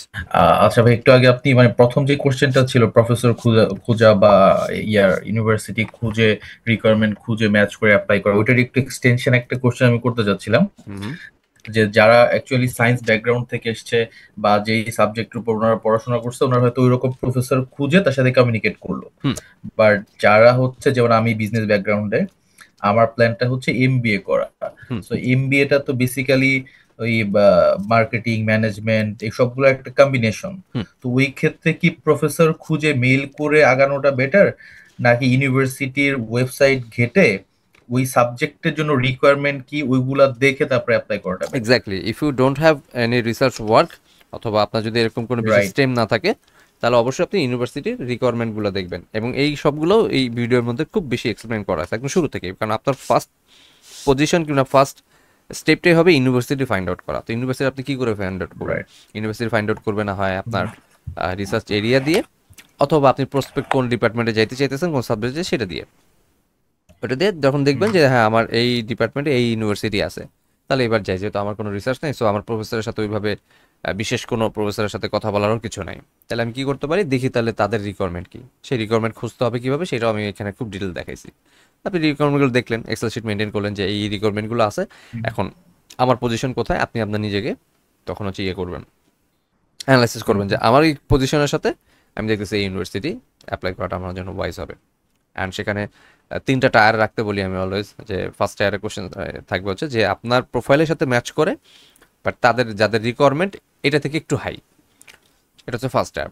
মিডল টায়ার হচ্ছে আপনার সাথে ডিরেক্টলি ম্যাচ করে এরকম ইউনিভার্সিটি। থার্ড টায়ার হচ্ছে আপনার প্রোফাইলের সাথে, মানে আপনার প্রোফাইলটা হয়ে যাবে তাদের জন্য ওভার কোয়ালিফাইড, এইরকম কয়েকটা ইউনিভার্সিটি চুজ করতে হবে। যাতে আপনি নিশ্চিন্তভাবে আপনি থাকতে পারেন যে যদি ফার্স্ট টায়ারটা মিস হয়, যাতে অন্তত মিডল টায়ারটা মিস না হয়। আর যদি আনফর্চুনেটলি আল্লাহ না করে মিডল টায়ারও মিসড হয়, তাহলে অন্তত থার্ড টায়ার থেকে অবশ্যই আমি ফান্ড পাইতে পারি। কারণ দিন শেষে আপনার ফান্ড নিয়ে ইউএসএতে মুভ করাটা হচ্ছে টার্গেট। র্যাঙ্কিং নিয়ে এতটা রিজিড হওয়া ঠিক হবে না। যদি ফার্স্ট টায়ারের না হয়, সেকেন্ড টায়ারও যদি না হয়, থার্ড টায়ার যাতে আপনার নিশ্চিত হয় আর কি।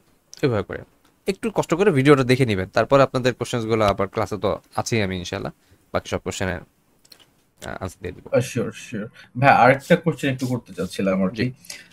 জিআরই জিম্যাট মোটামুটি আমি যেটা দেখলাম, আমি কয়েকদিন ধরে এটা একটু দেখতেছিলাম ইউনিভার্সিটি রিকোয়ারমেন্ট। তো বিজনেস ব্যাকগ্রাউন্ডে তো অনেক ইউনিভার্সিটি, অনেক কি অলমোস্ট মনে হয় যে সব ইউনিভার্সিটি এখন জিআরই অ্যাকসেপ্ট করতেছে এমবিএ বা আগে বিজনেস থেকেই করে ভাই, মাস্টার্সের এখন জন্য। না, আগে থেকেই করে, মানুষ জানতো না। হ্যাঁ মানে আচ্ছা, হ্যাঁ আমি ভাই এটার মুখে শুনতাম যে জিআরই নাকি সায়েন্স ব্যাকগ্রাউন্ডে এরকম শুনতাম, বাট রিসেন্টলি আমি যেটা দেখতেছি ঘেটে টেটে যে অ্যাকসেপ্ট করতেছে সবাই। সো আমার কোশ্চেনটা হচ্ছে যে ইউনিভার্সিটি অ্যাকসেপ্টেন্সের ক্ষেত্রে কি জিআরই সরি জিম্যাটটাকে জিআরইটির মানে ও জিম্যাটটাকে প্রায়োরিটি দেয় প্রায়োরিটি ওভার বেশি দেয় জিআরই কিনা? এরকম কোনো? আচ্ছা আচ্ছা, না, জি নাথিং জি, at all, right right. Nothing at all, nothing at all, কিছুই না ভাইয়া। মানে আপনি জিম্যাট নিয়ে গেছেন আর আমি জিআরই নিয়ে গেছি দেখা যে আপনাকে বেশি প্রায়োরিটি দেবে, বিষয়টা এরকম মোটেই কিছু না। ওখানে ক্লিয়ারলি লেখা আছে যে জিম্যাটের স্কোর লাগবে ধরেন ফর এক্সাম্পল ওর বলা হচ্ছে 700, আর জিআরই স্কোর লাগবে হচ্ছে 320। ও তো ক্লিয়ারলি বলেই দিছে। এখন আপনি জিম্যাট থেকে যদি 700 নিয়ে যান অথবা জিআরই থেকে 320 নিয়ে যান, বোথ আর okay and both will be acceptable. এতে করে এরকম না যে ও জিম্যাট দিছে আর ও জিআরই দিছে, তাহলে আমি ওরে নেই, ওরে বাদ দিই। নাথিং অ্যাট অল, ওগুলো কিছুই না ভাই। এইসব বাংলাদেশে হয় টিবিএইচ, মানে ইন্টারন্যাশনাল পড়াশোনার যে জায়গাটা এত সুন্দর, এত সিস্টেমেটিক, যে এত হ্যাসেল, এত টেনশন, কিন্তু নাথিং অ্যাট অল, কিচ্ছু করার নাই, কোনো কিছুই না, যা বলা আছে তাই। যত জ্ঞানজাম ভাই আমাদের দেশে, আমাদের এত হাজার হাজার প্রশ্ন কেন? কারণ আমরা ছোটবেলা থেকে এত দুর্দশার ভেতর দিয়ে বড় হয়েছি একটা বিচ্ছিরি এডুকেশনাল সিস্টেমের মধ্যে দিয়ে, সো দ্যাট আপনাদের এই কোশ্চেন্সগুলো খুবই নর্মাল, ভীষণই normal question, I can understand. তো অনেক কনফিউশন, কারণ আমরা জানার পরও দেখি যে যে আবার কি একটা নিয়ম এরা বানায় রাখছে, এটা হইব না। এগুলো আমাদের দেশে হয়। তো না, কোনো অসুবিধা নেই, আপনি রাইট জিআরই দিতে পারেন। ওয়ান লাস্ট কোশ্চেন, আমি হয়তো অনেকে আরো কোশ্চেন করবে, বাট ওয়ান লাস্ট কোশ্চেন, সেটা হচ্ছে যে আমি আসলে ওই যে ইয়াটা কয়েকদিন ফলো করতেছিলাম যে যে ইউএস এর এম্বাসি ফেস করে যারা, ওদের কিছু রিভিউ দেখতেছিলাম। তো যেটা দেখলাম যে অনেকেই রিফিউজ করতেছে, তো ম্যাক্সিমাম মনে রিফিউজড হচ্ছে। এখন ওই ক্ষেত্রে আমি দেখলাম যে যারা আসলে কিছু ইউনিভার্সিটি আছে ভেরি কমন অনেকের মাধ্যমে, যারা ওই এজেন্সি গুলা যেগুলা রাইট প্রেফার করে কিছু রাইট ইউনিভার্সিটিতে রাইট। পাঠায়, ওইগুলোর থেকে যারা অ্যাপ্লাই করতেছে মোস্ট মানে আমার মনে হচ্ছে 80-90% কেসে রিফিউজড হচ্ছে। সো এখন ভিসা পাওয়ার ক্ষেত্রে আপনার মানে কোনটা বেশি একটু হেল্পফুল মানে হেল্প করে, সেটা হচ্ছে যে ভালো ইউনিভার্সিটিতে আপনি ধরেন যেমন আমি এমবিএ তে যাব, ভালো ইউনিভার্সিটিটা কি আমাকে হেল্প করবে, নাকি একটা ফান্ডিং বা স্কলারশিপ পাচ্ছি একটা ভালো একটা অ্যামাউন্ট, ওইটা হেল্প করবে? হুইচ ওয়ান মানে যেটা একটু বেশি হেল্প করবে আপনার কোশ্চেনটা করে আর লাস্টের কি? কোশ্চেনটা ক্লিয়ার হলো না, ভালো ইউনিভার্সিটি কি করবে? মানে কি ভাইয়া, আমি দেখতেছি যে মানে ভিসা পাওয়ার ক্ষেত্রে ধরেন আমি একটা ভালো বিজনেস স্কুল থেকে আমি একটা অফার লেটার পেয়েছি বা I-20 যেটা, সো ওইটা একটা মানে ওইটা কি একটু ওরা প্রেফারেন্স দেয় ভিসা দেওয়ার ক্ষেত্রে, আচ্ছা এটা আচ্ছা। কেয়ার করে? নাকি হচ্ছে যে অনেক সময় যে আমার একটা ইউনিভার্সিটি হয়তো বা একটা মিড রেঞ্জের একটা ইউনিভার্সিটি, বাট ওইখান থেকে আমাকে ভালো একটা স্কলারশিপ দিছে, সো ওই মানে এই দুইটার মধ্যে কম্পেয়ার করলে ভিসা দেওয়ার ক্ষেত্রে কি এরকম কোনো ক্রাইটেরিয়া আছে যে ক্রাইটেরিয়া এরকম আছে কিনা? হইলে ভালো আচ্ছা, বুঝতে ইউনিভার্সিটি হইলে পারছি। ভিসাটা ইজিলি দিয়ে দেয়? আচ্ছা, ব্যাপারটা হচ্ছে কি ভাইয়া, দেখেন, এমবাসি আসলে অনেক কিছু নিয়ে চিন্তা করে। একটা স্টুডেন্টের ভিসা হওয়ার পিছনে অনেক রিজন আছে, ভিসাটা না হওয়ার পিছনে অনেকগুলো রিজন আছে। আমি এরকম একজনকে চিনি, আমি তার নাম বলবো না। সে এত ভালো স্টুডেন্ট, এত চমৎকার কিছু রিসার্চের কাজ করছে যে তার ভিসা ইন্টারভিউতে সে যে একটা ঝামেলায় পড়ছিল। ঝামেলাটা কেমন? যে সে ওভার কোয়ালিফাইড, তার স্টাইপেন্ড এত বেশি যে যিনি ইন্টারভিউয়ার সে মানে এটা তার কাছে আনবিলিভেবল লাগতেছে, এবং সে তার অনেক কোয়েশ্চেন করছে এটা নিয়ে। মানে সে ডাউট ফিল করতেছে যে এই কথাগুলো আসলে কতটুকু সত্যতা, কিংবা এই ছেলের মধ্যে আসলে এতটা পোটেনশিয়াল আছে কিনা যে এতখানি স্টাইপেন্ড সে পাইতে পারে। নর্মালি কি কত স্টাইপেন্ড পায় মানুষ? 700, 800, 1000 এরকম। সে 2000 না কত ডলার যেন স্টাইপেন্ড পাইছে। কত জন বলছে, আমি এক্সাক্ট ফিগারটা আমার মনে নেই। যেটা হচ্ছে আনবিলিভেবল। এত স্টাইপেন্ড নিয়ে আসলে মানুষজন খুব একটা পায় না। এখন সে পাইছে ফরওয়ার্ড বিকজ তার স্কোর অনেক ভালো, তার প্রোফাইল অনেক ভালো, সব কিছু অনেক ভালো, সো দ্যাট সে একটা ইউনিভার্সিটি থেকে ট্রাভেল করছে। কিন্তু তারা এটা নিয়ে অনেক কোশ্চেন করছে, মোটামুটি ওইটাই তার একটা ইন্টারভিউ ইসের মতো ইন্টারভিউ হয়ে গেছে, মানে প্রফেসর ইন্টারভিউর মতো ব্যাপারটা হয়ে গেছে। তো পরে যখন সে তার এক্সপিরিয়েন্স শেয়ার করছে, বলছে ভাই আমি প্রচণ্ড ঘাবড়াই গেছিলাম, কারণ উনি এত প্রশ্ন করতেছিলেন এবং তার চোখে মুখে আমি এত ডাউটনেস দেখছি, আমার মনে হয় ভিসাটা দিব না। তো ইন্টারভিউয়ার যারা ভিসা ইন্টারভিউতে গেলে ভাই ওরা অনেক কিছু দেখে। এটা সহজ একটা জিনিস চিন্তা করেন, লেটস সে ধরেন একজন প্রফেসর আছে ইউএসএতে, ইউনিভার্সিটিতে, আপনি দেশে বসে আছেন। এখন আপনার কাগজ কলম একাডেমিক্যালি বলেন কিংবা কাগজ কলমে আপনি একজন এলিজিবল প্রসপেক্ট স্টুডেন্ট নেওয়া যায়। আদৌ এই কাগজগুলো ভালো না মন্দ এবং আদৌ আপনার মধ্যে ক্যালিবার আছে আমি কিন্তু আপনারা চোখে দেখতেছি না। দ্যাটস ওয়াই একটা মেডিয়েটর হিসেবে একটা ভিসা ওই এম্বাসি থাকে, এম্বাসি এসে আসলে সে যেহেতু এই দেশে থাকতেছে, সে আপনার সাথে কথা বলে বুঝতে পারবে যে এই ছেলের মধ্যে কী হয়। যেমন হোম এডিশনে যে এক্সামগুলো দিয়ে, এগুলো আসলে এজেন্সিরা আমাদের দেশের এই কালচারটা নষ্ট করে ফেলতেছে সোফার। জানি না ওদের ভবিষ্যতে কী হবে। এই বদমাইশগুলো মানে আলতু ফালতু লোকজনকে কাগজপত্র ফেক কাগজপত্র বানায় টানায় দিয়া তাদেরকে ইউএসএতে পাঠানোর ব্যবস্থা করতেছে। সো একটা ছেলে ধরেন সে কথাই বলতে পারে না ঠিক মতো, তার স্পিকিং ভালো না, তার একটা কোশ্চেন জিজ্ঞেস করে সে প্রবলেম আনসার দিতে পারে না, তার যা যদি দেখে যে তার জিআরই স্কোর হচ্ছে 320, এটা তো একটা গরু ছাগল বুঝতে পারবে যে এই লোকের মধ্যে ঘাপলা আছে, ইজেন্ট ইট? এখন ওই প্রফেসর কি করে বুঝবে যে এই ছেলের মধ্যে ঘাপলা আছে? সে তো তার চোখে দেখতেছে না। সো এই জন্য এম্বাসি বসে থাকে, তারা এই জিনিসগুলোকে ক্রসে ফাইনাল টাচটা দেওয়ার জন্য যে আদৌ এই ছেলের মধ্যে ঘাপলা আছে কিনা। আপনার চলন বলনে, আপনার চলাফেরায়, কথাবার্তায় কোনো কিছু যদি তাদের ডাউট ফিল হয় যে আপনার মধ্যে ঝামেলা আছে, সাথে সাথে আপনার ভিসা ক্যান্সেল করে দেবে। এবং তাদের they have maximum rights. Professor যদি আপনার ফান্ড দিয়েও দেয় তারপরেও সেটা ক্যান্সেল করার এলিজিবিলিটি রাখে, ইখতিয়ার রাখে। এখন ব্যাপারটা হচ্ছে যে ভাই ইউনিভার্সিটি, ভালো ইউনিভার্সিটি আপনার ফান্ড দিছে না খারাপ ইউনিভার্সিটির ফান্ড দিছে, এগুলোর উপর আসলে কিছুই নির্ভর করে না। যে যাদেরগুলা মিস হয়েছে এদের মিস হওয়ার পিছনে অন্য রিজন আছে। হয় তার কাগজপত্রের ঝামেলা আছে, হয় তার চলন বলনের কথাবার্তায় কিংবা তার ভিতরে তার সাথে কথা বললে আমার কাছে মনে হয়েছে না যে he is not eligible or he doesn't have that much potential to get A fund from that ranking university. ওই ইউনিভার্সিটি থেকে এত স্ট্যাপেন্ড পাওয়ার মতো মানে পোটেনশিয়াল আমি তার অ্যাটিটিউডের মধ্যে আমি দেখতেছি না। তার কাগজপত্র বলেন যে অর্ডার সব কিছু দেখে, এছাড়া আরও অনেক রিজন থাকতে পারে। সো ইউনিভার্সিটি আসলে কোনো ম্যাটার করতেছে না, ইউনিভার্সিটি কিছুই ম্যাটার করেনি। ইউনিভার্সিটি আপনার ফান্ড দিচ্ছে, আপনি একটা লো র্যাঙ্কিং ইউনিভার্সিটিতে যেতে পারেন, ইট ডাজন্ট মিন যে আপনার এম্বাসি থেকে ফেরত দিয়ে দেবে। ভাই লো র্যাঙ্কিং ইউনিভার্সিটিতে যাচ্ছে না, সবাই কি ভালো র্যাঙ্কিং ইউনিভার্সিটিতে যেতেছে? তো লো র্যাঙ্কিং ইউনিভার্সিটিতে স্টুডেন্ট যাবে না? যাবে। সো ওইটা ব্যাপার না, ব্যাপার হচ্ছে যে ভাই আপনি প্রোফাইল যদি সব কিছু থাকে, লাইক আপনি একটা গ্র্যাজুয়েট স্টুডেন্ট, একটা জিআর স্কোর আছে, সো আপনার সাথে কথাবার্তা বললেই কিন্তু আপনি বুঝবেন যে রিক্সাওয়ালা কোনটা আর একটা শিক্ষিত লোক কোনটা। এটা কিন্তু আমরা তার সাথে দুই লাইন কথা বলতে বুঝতে পারি, তাই না? তো ওরাও তো এরকম ছেলে মেয়ে নাড়াচাড়া করে এই পর্যন্ত আসছে। So that they will understand. আপনার সাথে 2 মিনিট কথা বলেও বুঝে ফেলবে যে আপনার ভিতরে কি মাল আছে, আপনি কি করতে পারেন, এগুলো ওরা বুঝে যাবে। এগুলো আসলে কোনো ম্যাটার না ভাই। দিস আর দ্য মানে worst point or worst parameter to refuse or accept graduate or PhD students. ঠিক আছে ভাইয়া? আমি কি আপনার প্রশ্ন জবাব দিতে পারছি কিনা? ঠিক আছে, ওকে। তো নিশ্চিত এত কিছু চিন্তা করার দরকার না, এত কিছু চিন্তা করার দরকার না। আপনি জাস্ট হচ্ছে আপনার মানে আপনার যে লাইন, সেই লাইনে ফোকাস থাকেন, জিআরইতে ভালো স্কোর করেন, অ্যাপ্লাই করেন। এজেন্সি এইগুলো বাটপার নাম্বার 1, এরা যে কালচারটাকে নষ্ট করতেছে। তো আপনি যদি অথেন্টিক্যালি আপনার সব কিছু ঠিকঠাক মতো করেন, নাথিং, এখানে তো হাইড অ্যান্ড সিকের কিছুই নাই। আপনি একটা এসওপি দিবেন, কয়েকটা 3টে এলওআর দিবেন, কোনটার মধ্যে তো মিথ্যা কথা কিংবা মানে মিসলিডিং কোনো অথবা ফ্যাব্রিকেটেড কিছু থাকবে না, তাই না? Everything is very plain, clear, concise and placid. So এটার মধ্যে ঝামেলা তো কিছু নেই।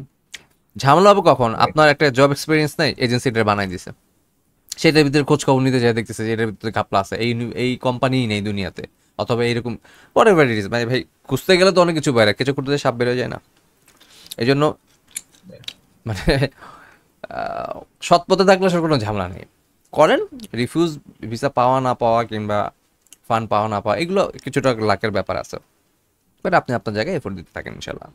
এগুলো নিয়ে দুশ্চিন্তা করবেন না ভাই। অনেক ভালো প্রোফাইল নিয়ে অনেক ছেলে মেয়ে যেতে পারে নাই, তো এগুলো বলে লাভ আছে।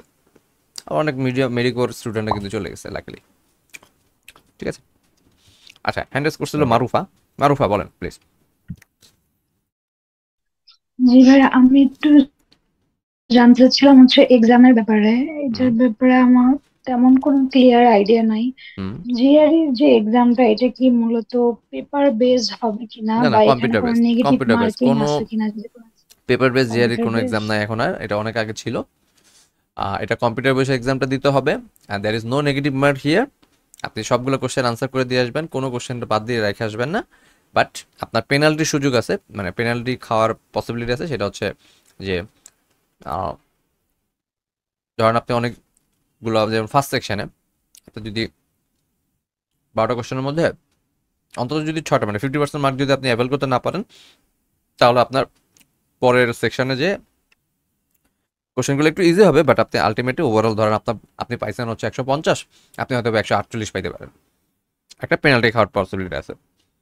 এটা যে আপনি আনসার ভুল করছেন তার জন্য না, আনসার ভুল শুদ্ধ করে 150 পাইছেন, কিন্তু তারপরে অতিরিক্ত 2 মার্কস হয়তো বা আপনার কাটা যেতে পারে, কারণ হচ্ছে আপনি অনেক ইজি লেভেলে কয়েকটা কোশ্চেন আপনি ভুল করছেন।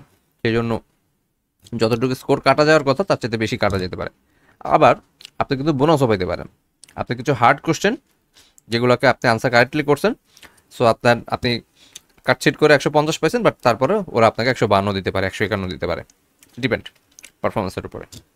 তবে এটা ওই বোনাস মার্কিংগুলো +-2 এর বেশি হয় না সাধারণত, ঠিক আছে? খুব বেশি হয় না, 2 এর মধ্যেই বোনাসটা থাকে।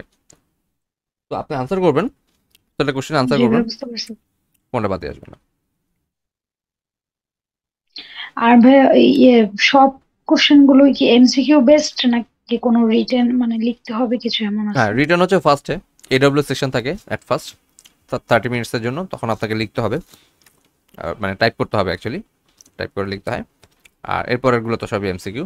এমসিকিউর মধ্যে আপনার কোয়ান্টে হচ্ছে কিছু কোশ্চেন থাকে যেটাকে আমরা বলি হচ্ছে numeric entry question, that is ওইখানে আনসারটা টাইপ করতে হয়। জাস্ট আনসারটা টাইপ করতে হবে। ধরেন আপনার আনসার হচ্ছে 45.20, এটা আপনাকে কিবোর্ড থেকে টাইপ করতে হবে, বাট জি। রিটার্নের মতো এটা লিখতে হবে না, আনসারটাকে জাস্ট লিখতে হবে। আচ্ছা, আপনি যে ফার্স্ট যেটা বললেন যে এডাব্লিউ সেকশন যেটা আছে, ওটা যেটা লিখতে হবে, হুম। তো ওটা মানে টাইপিং স্পিড যদি তেমন বেশি ভালো না থাকে, মোটামুটি থাকে, সেক্ষেত্রে ওটা ফেস করাটা কেমন হবে?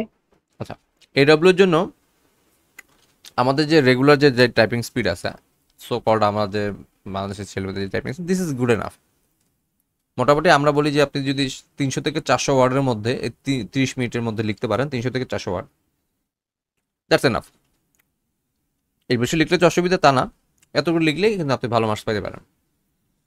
এডব্লিউ এর ব্যাপারটা হচ্ছে যে আপনি যদি, একটা ফরম্যাট আছে জেডি বাংলাদেশ গ্রুপের মধ্যে, দেখবেন যে আমি এটা নিয়ে এডব্লিউ নিয়ে একটা পোস্টার লিখছি, এখানে দেখতে পারেন আমার পোস্টার। এডব্লিউ থেকে কীভাবে কী মার্কিং, আর আপনাদের ক্লাসে তো বিস্তারিত আলোচনা হবে এগুলো পরে। জাস্ট জিজ্ঞেস করলেন তাই আনসার দিচ্ছি। আপনি যদি শুধু স্ট্রাকচার আর গ্রামারটা ঠিক রাখতে পারেন, তাহলে কিন্তু আপনি 3.5 পাবেন।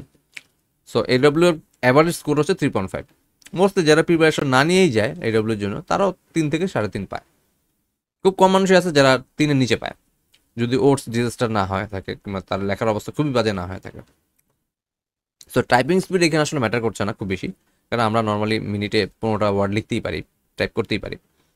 আর এটা হচ্ছে মাইক্রোসফট ওয়ার্ডের মতো, মাইক্রোসফট ওয়ার্ড না, সরি, মাইক্রোসফট নোটপ্যাডের মতো। আমি একটু দেখাই, মানে এখানে কোনো পাবেন না আপনি। এই যেরকম এখানে নোটপ্যাডটা দেখতে পাচ্ছেন, এই নোটপ্যাডে আপনি যখন লিখবেন, তখন এখানে আপনি যদি একটা ভুল ওয়ার্ড লেখেন, যেমন আমি লিখলাম যে মর্নিং, দেখেন ওয়ার্ডে যদি আমরা লিখতাম মাইক্রোসফট ওয়ার্ডে, তাহলে ও কিন্তু নিচে আমাকে একটা লাল দাগ দিত যে মর্নিং বানানো বলেছে, কিন্তু ও এখানে কোনো দাগই দিবে না। সো এটা একটা বেসিক আপনার টাইপরাইটারের একটা টুল থাকবে, এখানে আপনি লিখবেন, ও জাস্ট হচ্ছে আপনি কাটতে পারবেন, স্পেস দিতে পারবেন, এগুলো করা যাবে, কাটতে পারবেন, কপি করতে পারবেন, পেস্ট করতে পারবেন, আর কিছুই করা যাবে না।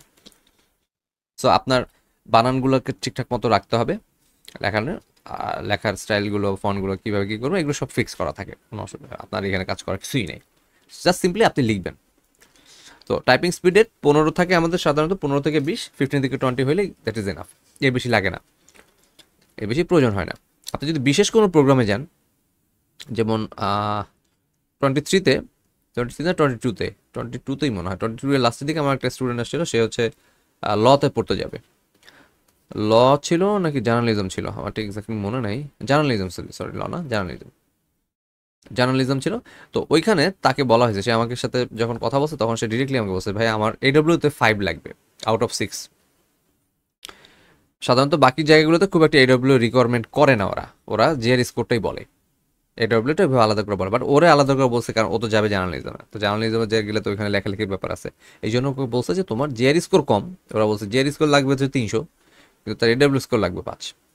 এরকম স্পেশালিস্ট প্রোগ্রামে আলাদা করে AW জন্য বইলা দেয় যে ভাই তোমার কত স্কোর লাগবে, তখন আপনার হয়তো AW উপর বেশি কাজ করা লাগবে, আদারওয়াইজ AW নিয়ে এত টেনশন করার কিছুই নেই। AW-তে মোটামুটি সবাই 3 3.5 পায়, স্ট্রাকচার আর গ্রামার সবাই ফলো করতে পারে। আর AW সবচেয়ে বড় যে জিনিসটা হচ্ছে it's open book exam. Open book exam মানে কি, যে যেই টপিকগুলো আপনার রিয়েল এক্সামে আসবে সেই টপিকগুলো অলরেডি ইটিএস আপনারা দিয়ে রাখছে, ওদের ওয়েবসাইটে আছে লিস্টগুলো, 100টা টপিক আছে, এই 100টা টপিক থেকেই আপনার প্রশ্ন হবে, এর বাইরে থেকে কোনো টপিক হবে না, ওরা এই টপিক থেকেই দিবে আপনারা। সো আপনাদের তো টপিক জানাই আছে, সো এগুলো সলিউশনও আছে, আপনি জাস্ট এগুলোকে সলিউশনটাকে একটু পড়বেন নিজের মতো, বাট কপি পেস্ট করা যাবে না, কপি পেস্ট করে আপনার প্লাগরিজম ধরা পড়ে যাবেন।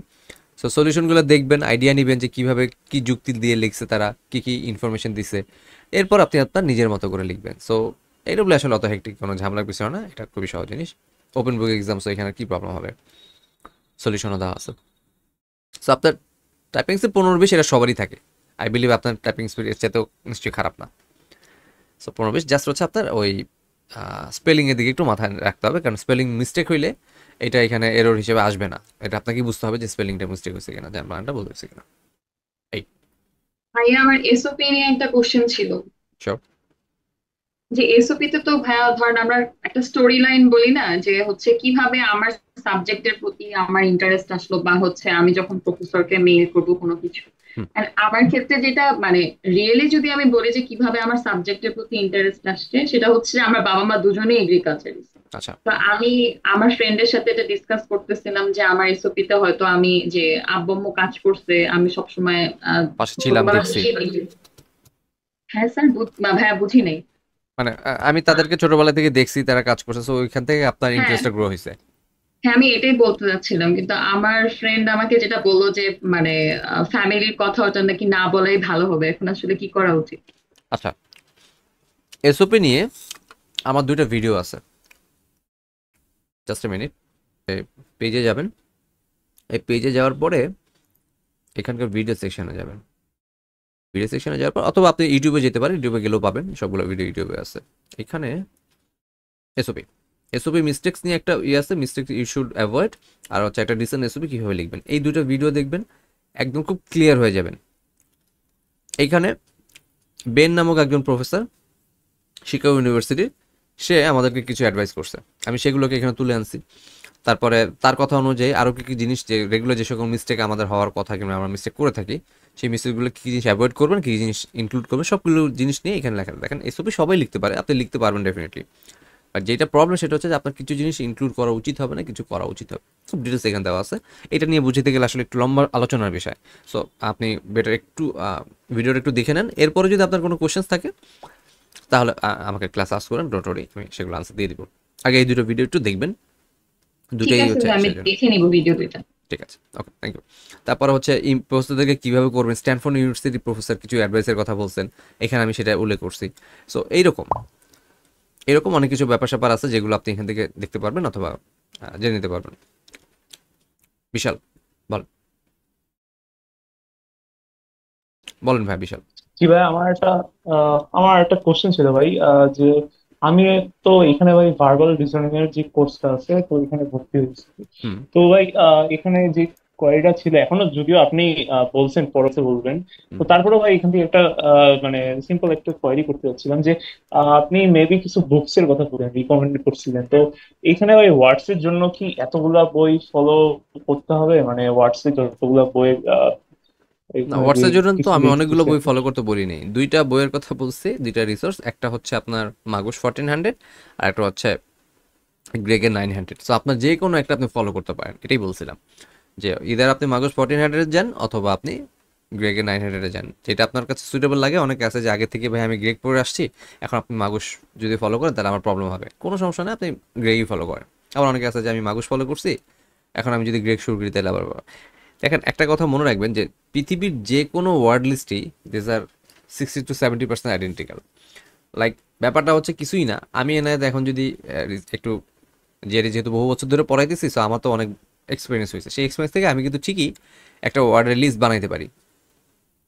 তো যেই লিস্টে আমি বানাই না কেন, জিআরই এক্সাম তো ওদের তো একটা নির্দিষ্ট প্যাটার্ন আছে, আমি যে ওয়ার্ডগুলোকে চুজ করবো যে এই ওয়ার্ডগুলো বেশি বেশি করে এক্সামে আসে, এই ওয়ার্ডগুলোর 60% ওয়ার্ড অথবা 70% ওয়ার্ড মাগুসেও থাকবে, গ্রেগেও থাকবে, সবারই থাকবে। প্রত্যেকটা মাগুস যে বলতেছেন এটা একটা কোচিং সেন্টার, ব্যারন্স এটা একটা coaching centre, Manhattan coaching centre, Princeton coaching centre, এটা সবাই আমাদের মধ্যে একটা কোচিং সেন্টার। তো ওরা ওদের নিজস্ব মতো করে একটা করে লিস্ট তৈরি করছে। ইট ডাজন্ট মিন যে ETS bound to give there vocabularies in their question, মানে তাদের পরীক্ষাতে যে তাদের ওয়ার্ডগুলোই দিবে এটার জন্য ইটিএস বাউন্ড তা তো আর না। আপনি রিয়েল এক্সামে গেলে ভাই এরকম 4-5টা ওয়ার্ড আপনি পাবেন যেটা আপনি জীবনে শোনান, এটা সবার জন্য সত্যি। সো এই মাগুস 49 পড়লেই যে আপনার একদম সব হয়ে যেতেছে কমপ্লিটলি, আপনি এখান থেকে সব পারবেন, একটা ওয়ার্ড আপনার বাঁচবে না, বিষয়টা কিন্তু এরকম না। Whatever you like most, যে কোনো ওয়ার্ড লিস্ট আপনি পড়তে পারেন, এই দুইটা থেকে ইট উইল বি, মানে ইট উইল ওয়ার্ক, কোনো অসুবিধা নেই, এটা নিয়ে দুশ্চিন্তার কিছুই নেই। কারণ আলটিমেটলি ঘুরে ফিরে জিনিসপত্র সব সেম ভাই, নাম শুধু ভিন্ন, মানুষ এগুলো বুঝতে চায় না। মাগুসের ওয়ার্ডগুলো খুঁজে দেখবেন যে এগুলো গ্রেগেও আছে, গ্রেগ ওয়ার্ড খুঁজে দেখবেন এগুলো মাগুসেও আছে, কিছু আছে ডিফারেন্ট, আমি আমার নাম দিছি যেহেতু, সো কিছু ওয়ার্ড তো আমি একটু ডিফারেন্ট দিবই, আমার অবজারভেশনে কিছু ইনফরমেশন আসছে। সো ওয়ার্ড লিস্ট তো ভাইয়া দুইটা, অনেকগুলো ছিল না, ওইখানে নাম আমি দিছি, বাট আমি তো বললাম যে শুধু মাগুস আর গ্রেগ এই দুইটা যে কোনো একটা ফলো করো তাহলে হবে, ঠিক আছে? যে কোনো একটা। হ্যাঁ যে কোনো একটা, ইদার আপনি আচ্ছা এটা। আচ্ছা, জি ভাই। ভাই এখান থেকে আরেকটা কোশ্চেন ছিল যে মানে যদি কিছু না মনে করতেন আগেই বলে দিলাম হ্যাঁ কোশ্চেনটা আর শিওর কি। Sure please. কোশ্চেনটা এরকম যে ভাই একটা মানে তথাকথিত কথা আছে, সবাই যেরকম বলে যে সাথে ওই গ্রেগ ম্যাটের সাবস্ক্রিপশন নিতে, তো ওর সাথে গ্রেগ ম্যাটটা ফলো করতে। তো হুম গ্রেগ ম্যাটের 1 মান্থের সাবস্ক্রিপশন রিসেন্টলি নিয়েছিলাম। হুম হুম। বাট ভাই আমার কোশ্চেন এটা যে আমি যেহেতু এখানে ভার্বালে আপনার এই কোর্সটায় জয়েন হয়েছি, তো এটার সাথে কি আবার গ্রেগ ম্যাট কি লাগবে ফলো কিনা? করার দরকার আছে? মানে আমার গ্রেগ ম্যাটের, হ্যাঁ হ্যাঁ হ্যাঁ বুঝতে পারছি। শুরুতে ভাই দুই একটা ভিডিও দেখছিলাম, মানে আমার কাছে মনে হয়েছে ভাই অনেক মানে ওরা একটা জিনিস বলার যে এই উইকে খালি ইন্ট্রোডাকশন, এই আপনার যেমন একটা ক্লাসে মোটামুটি জিআরই সম্পর্কে কিছু বলছেন, ওরা খালি মনে করেন অনেক বেশি প্রচুর খালি কথাবার্তা, ভিডিওর পর হ্যাঁ ভিডিও। প্রচুর কথাবার্তা। এইটা ভাই মানে কাইন্ড অফ আমার জন্য মানে অনেক ক্ষেত্রে আর কি একটু বেশি টাইম কনজিউমিং মনে হয়ে যায় আর কি। তো বুঝতে পারছি। আমার কোশ্চেন হচ্ছে ভাই এটাই যে আপনার এই কোর্সটা সাথে কি সাথে আর ওটা লাগবে কিনা? গ্রেডমেটের দরকার আছে কি? জি জি কি ভাই বুঝতে পারছি। এটাই ওকে, একটু মনে প্রথম, করেন না আর কি, আমি না না এর নিজে মনে জিজ্ঞাসা করছি। নাথিং অ্যাট অল ভাই, কিছু মনে করার কিছু নেই, বিকজ আমার কোর্স করার পরে পৃথিবীর অন্য কোনো কোর্স আপনি করতে পারবেন না, অথবা আমার কোর্স করার জন্য অন্য কেউ করতে পারবেন, এটা এই ধরনের, এটা খুবই চিপ মেন্টালিটি, এগুলো কেন হবে? অফকোর্স ইফ ইউ নিড আপনি তো অবশ্যই যেতে পারেন। আমার কাছে এরকম অনেকেই আসতেছেন যারা অন্য জায়গাতে ক্লাস কোর্স করছেন, আবার আমার কোর্স করে অন্য জায়গায় যে কখনো যান নাই, এই নিশ্চয়তা কি আমি দিতে পারবো? কেউ দিতে পারবো না। And আপনি যদি ফিল করেন ওই অফকোর্স ওই এটা। জি জি ভাই, ওই আচ্ছা, কারণেই বললাম যে মানে এই আপনার কোর্সটা করেই হবে কি, আমার তো মানে একসাথে আবার রেকমেন্ড করাটা একটু আচ্ছা মানে টাফ রেগমেটটা, রেগমেটের টাইম ব্যাপারটা হচ্ছে ভাই কনজিউমিং। আমার আপনার প্রয়োজন নেই, এই মুহূর্তে প্রয়োজন নেই, মানে আপনি যদি আমাকে অনেস্টলি বলেন যে ভাই আমার লাগবে কিনা, বিকজ আমি জি ভাই। আপনাকে ম্যাক্সিমাম যতখানি প্রয়োজন হবে তার সমস্ত ম্যাক্সিমাম জায়গাটুকুই আমি আমাদের এই কোর্সে আমি কভার করব। আফটার দ্যাট আপনি যদি ফিল করেন যে না স্টিল আই ওয়ান্ট গেগমেন্ট, আমি গেগমেন্ট থেকেও দেখতে চাই গেগমেন্ট কী শিখাইলো, এটা যদি আমি জানি তাহলে আমাদের একটু ভালো হবে। ইউর কমপ্লিট, ইনফ্যাক্ট আপনি কোর্সের সাথে সাথে প্যারালালি গেগমেন্টটাও নিতে পারেন, কোনো সমস্যা নাই। বাট যদি আপনি বলেন যে ভাই এটা প্রয়োজন হবে কিনা, আমি মনে করি যে এটা প্রয়োজন হবে না, তো লাগবে না। কিন্তু আপনি এটা লার্নিংয়ের কোনো শেষ নাই ভাই, টিবিএইচ মানে হ্যাঁ ভাই, লার্নিং এর মানে লার্নিং তো কোনো শেষ নাই। আপনি আমার কাছ থেকে জি যা ভাই। শিখবেন আর একজনের কাছে গেলে অন্তত 2 লাইন হলেও তো তার কাছ থেকে এক্সট্রা কিছু শিখতেই পারবেন, তো লার্নিং কোনো শেষ নেই অফকোর্স। জি ভাই, আমি বলতেছিলাম যে যদি আপনারটাতেই হয়ে যায় তাহলে তো আর ওটার কোনো যাওয়ার কোনো দরকার নেই, আই এই বিলিভ সেন্সে বলতে লাগে না, চাইছি। আর মানে বিলিভ লাগবে না, কারণ ভাই সত্যি কথা স্ট্যাটিস্টিক্যালি যদি আমি কথা বলি, আমার কাছে গ্রেগ করে ভাই আসছি, ভাই গ্রেগ ম্যাটে সাবস্ক্রিপশন নিছে অনেক দিন, শেষ করে কমপ্লিট করে আসছি অন্য জায়গা এবং এক জায়গায়। আজকেও একজনের সাথে কথা হইলো, উনি বলতেছিলেন যে ভাই আমি আরও একজনের কাছে কোর্স করছি, বাট আমার আসলে কোনো ইমপ্রুভ হয়নি, সো দ্যাট আমি আপনার সাথে ফ্রেন্ড হওয়ার জন্য। সো এগুলো শেষ করে কিন্তু আসতেছে আমার কোর্সে আসতেছে, বিকজ আমি শুরুতেই এইগুলো প্রেক্ষাপটটা ভূমিকাটা আমি এক্সপ্লেন করছি যে ভাই গ্রেগ পরে তো আমাদের পাশের প্রতিবেশী ইন্ডিয়াতে শত শত হাজার হাজার লাখ লাখ স্কোর আসতেছে 330, বাংলাদেশ থেকে 330 কয়টা আসলে তো তোলপাড় হয়ে যায়, আরে এ তো 330 পাইছে, অথবা এ তো 330 প্লাস পাইছে, তাই না? For what? গ্রেগ অফকোর্স একটা ভালো রিসোর্স স্টিল, আমি এটা মানে ইনফ্যাক্ট বাংলাদেশে যারা পড়ে কেউই খারাপ মেন্টর না, বাংলাদেশের সব মেন্টরই ভালো। No mentor is bad mentor, mentor আসলে কখনো ব্যাড মেন্টর না। সে যদি 2 লাইন কাউকে শিখাইতে পারে তাহলেই সে একজন টিচার হইতে পারে। আপনি আমার কাছ থেকে 2 লাইন শিখবেন, সো কেউই খারাপ না, everybody is good, everybody is মানে সবারই সব কিছু ভালো। বাট ব্যাপারটা হচ্ছে যে আপনার কিছু প্রিরিকোয়েস্টের ব্যাপার আছে। আপনি যদি, আমি এক্সাম্পল দিয়ে যেরকম বুঝাইছিলাম, স্কুল কলেজ পার না করে আপনি যদি একবারে এমবিবিএস করতে আসেন, অনার্স করতে আসেন, আপনি যেরকম পারবেন না, ঠিক তেমনি আপনার প্রিরিকোয়েস্টের কিছু নলেজ ছাড়া আপনি যদি গ্রেড নিয়ে সারাদিন বসে থাকেন, আপনার খুব একটা হেল্প আপনি করতে পারবেন না, আপনার উপকার হবে না। সো আমি একদম ওই 0 লেভেল থেকে শুরু করি, একদম 0 থেকে। আপনি ফার্স্ট 2-3টা ক্লাস, একটা ক্লাস করলেই বুঝতে পারবেন, যেমন আজকে ক্লাসে যেরকম মারুফা বলতেছিল, দ্যাট ইজ ট্রু। আপনি একটা ক্লাস করলে আন্ডারস্ট্যান্ড করতে পারবেন যে আপনি আসলে কোন জায়গায় যে আপনার নকটা করছি। আমি জানি আপনার পালসটা কোথায়, আপনার পালসটা কোথায়, I know very well. So আমি ওখানে যে যখন ফার্স্ট ডেতে আমি যে নকটা করবো, ইউল আন্ডারস্ট্যান্ড যে তো জায়গা মতো আসলে হাত দিয়ে ফেলছে, মূল সমস্যা তো আমার এখানে। I show you. সো আপনার প্রয়োজন হবে না, আপনি অন্তত কোর্সটা আগে শেষ করেন, এরপরে যদি ফিল করেন অফকোর্স ইউ ক্যান ফলো গ্রেগ ম্যাট প্রয়োজন। আর যদি এই মতো আপনার কাছে সাবস্ক্রিপশন থাকেই, তাহলে আপনি ওয়াই নট, আপনি যেহেতু টাকা দিয়ে কিনছেন কেন ইউজ করবেন না? শুধু শুধু মানে ফালায় রাখার তো কোনো মানে হয় না। ওইটা পয়সাটা উসুল করেন, অসুবিধা নেই, তো দেখতে পারেন। না ভাই, ওটাই হচ্ছে সমস্যা, মানে দুইটা করা তো ভাই বুঝতে পারছেন টাফ কাইন্ড অফ, হয়ে যায়, মানে টাফ হয়ে যায়। মাথার উপর। ওই কারণেই বলছিলাম ভাই, যদি এই কোনো ডিগ্রি সমস্যা নেই, হয়ে যায় তাহলে তো আমার কোনো দরকার নেই আর কি। লাগবে না আশা করছি, ইনশাল্লাহ লাগবে না আশা করছি। তো সো এইটার কোর্স ম্যাটেরিয়াল মোটামুটি ফলো করলেই ভাই একটা হয়ে যাবে। আমার এই কোর্স ম্যাটেরিয়াল যদি ফলো করেন, দেন আপনি নিজে বাসায় আরো 6 মাস 1 বছর প্রিপারেশন নেওয়ার মতো ক্যাপাবিলিটি, যোগ্যতা আপনার হয়ে যাবে ইনশাল্লাহ। সো ফার প্রিভিয়াস আমার যে আগের ব্যাচগুলোর যে রিভিউগুলো, সেগুলো দেখলেই বুঝতে পারবেন। ওখানে ও জিনিসগুলো আগে বলছে যে ভাই আমি জিআরই পারবো কি পারবো না আই ডোন্ট নো, বাট আমার একটা মানে একটা লেভেল পর্যন্ত আমার আসলে একটা ইমপ্রুভমেন্ট আমি হয়েছে, যেটা আগে আমি মানে কনফিডেন্সটা আমার ছিল না যে ভাই আমার দিয়ে ভার্বাল হবে কিনা। Now I have confidence. এখন আমাকে ফার্দার প্র্যাকটিসের ব্যাপার আছে। আপনি যা শিখেছেন সেগুলো অ্যাপ্লাই করতে, মানে জিনিসটা এরকম না আজকে রাতে শিখেছি কালকে সকালবেলা এক্সাম দিলে আপনি ভালো করবেন, প্র্যাকটিসের তো একটা ব্যাপার আছে। সো আপনাকে ফার্দার প্র্যাকটিস করার জন্য এনাফ পরিমাণের নলেজ যতটুকু আছে, I definitely give you in my class. তারপরে যেই রিসোর্সগুলো প্র্যাকটিসের কথা বলছি, ওইটা আপনার প্র্যাকটিস করে শেষ করতে যে কদিন সময় লাগে, এটা যদি 1 মাসে পারেন ইনশাল্লাহ 1 মাসের মধ্যে আপনি প্রিপেয়ার্ড হয়ে যাবেন ফুললি। যদি 2 মাস লাগে তো 2 মাসের মধ্যে প্রিপেয়ার্ড হয়ে যাবেন, ইট ডিপেন্ডস। সো অসুবিধা নেই ইনশাল্লাহ, আপাতত ওগুলো নিয়ে টেনশন করার দরকার নেই, আপনি ক্লাসগুলো ফলো করেন। ওকে, সো আই থিঙ্ক আর কারো কোনো কোয়েশ্চেন্স নাই। Thank you very much, thanks for joining today. ইনশাল্লাহ আজকে সবার সাথে কথাবার্তা বলে ভালো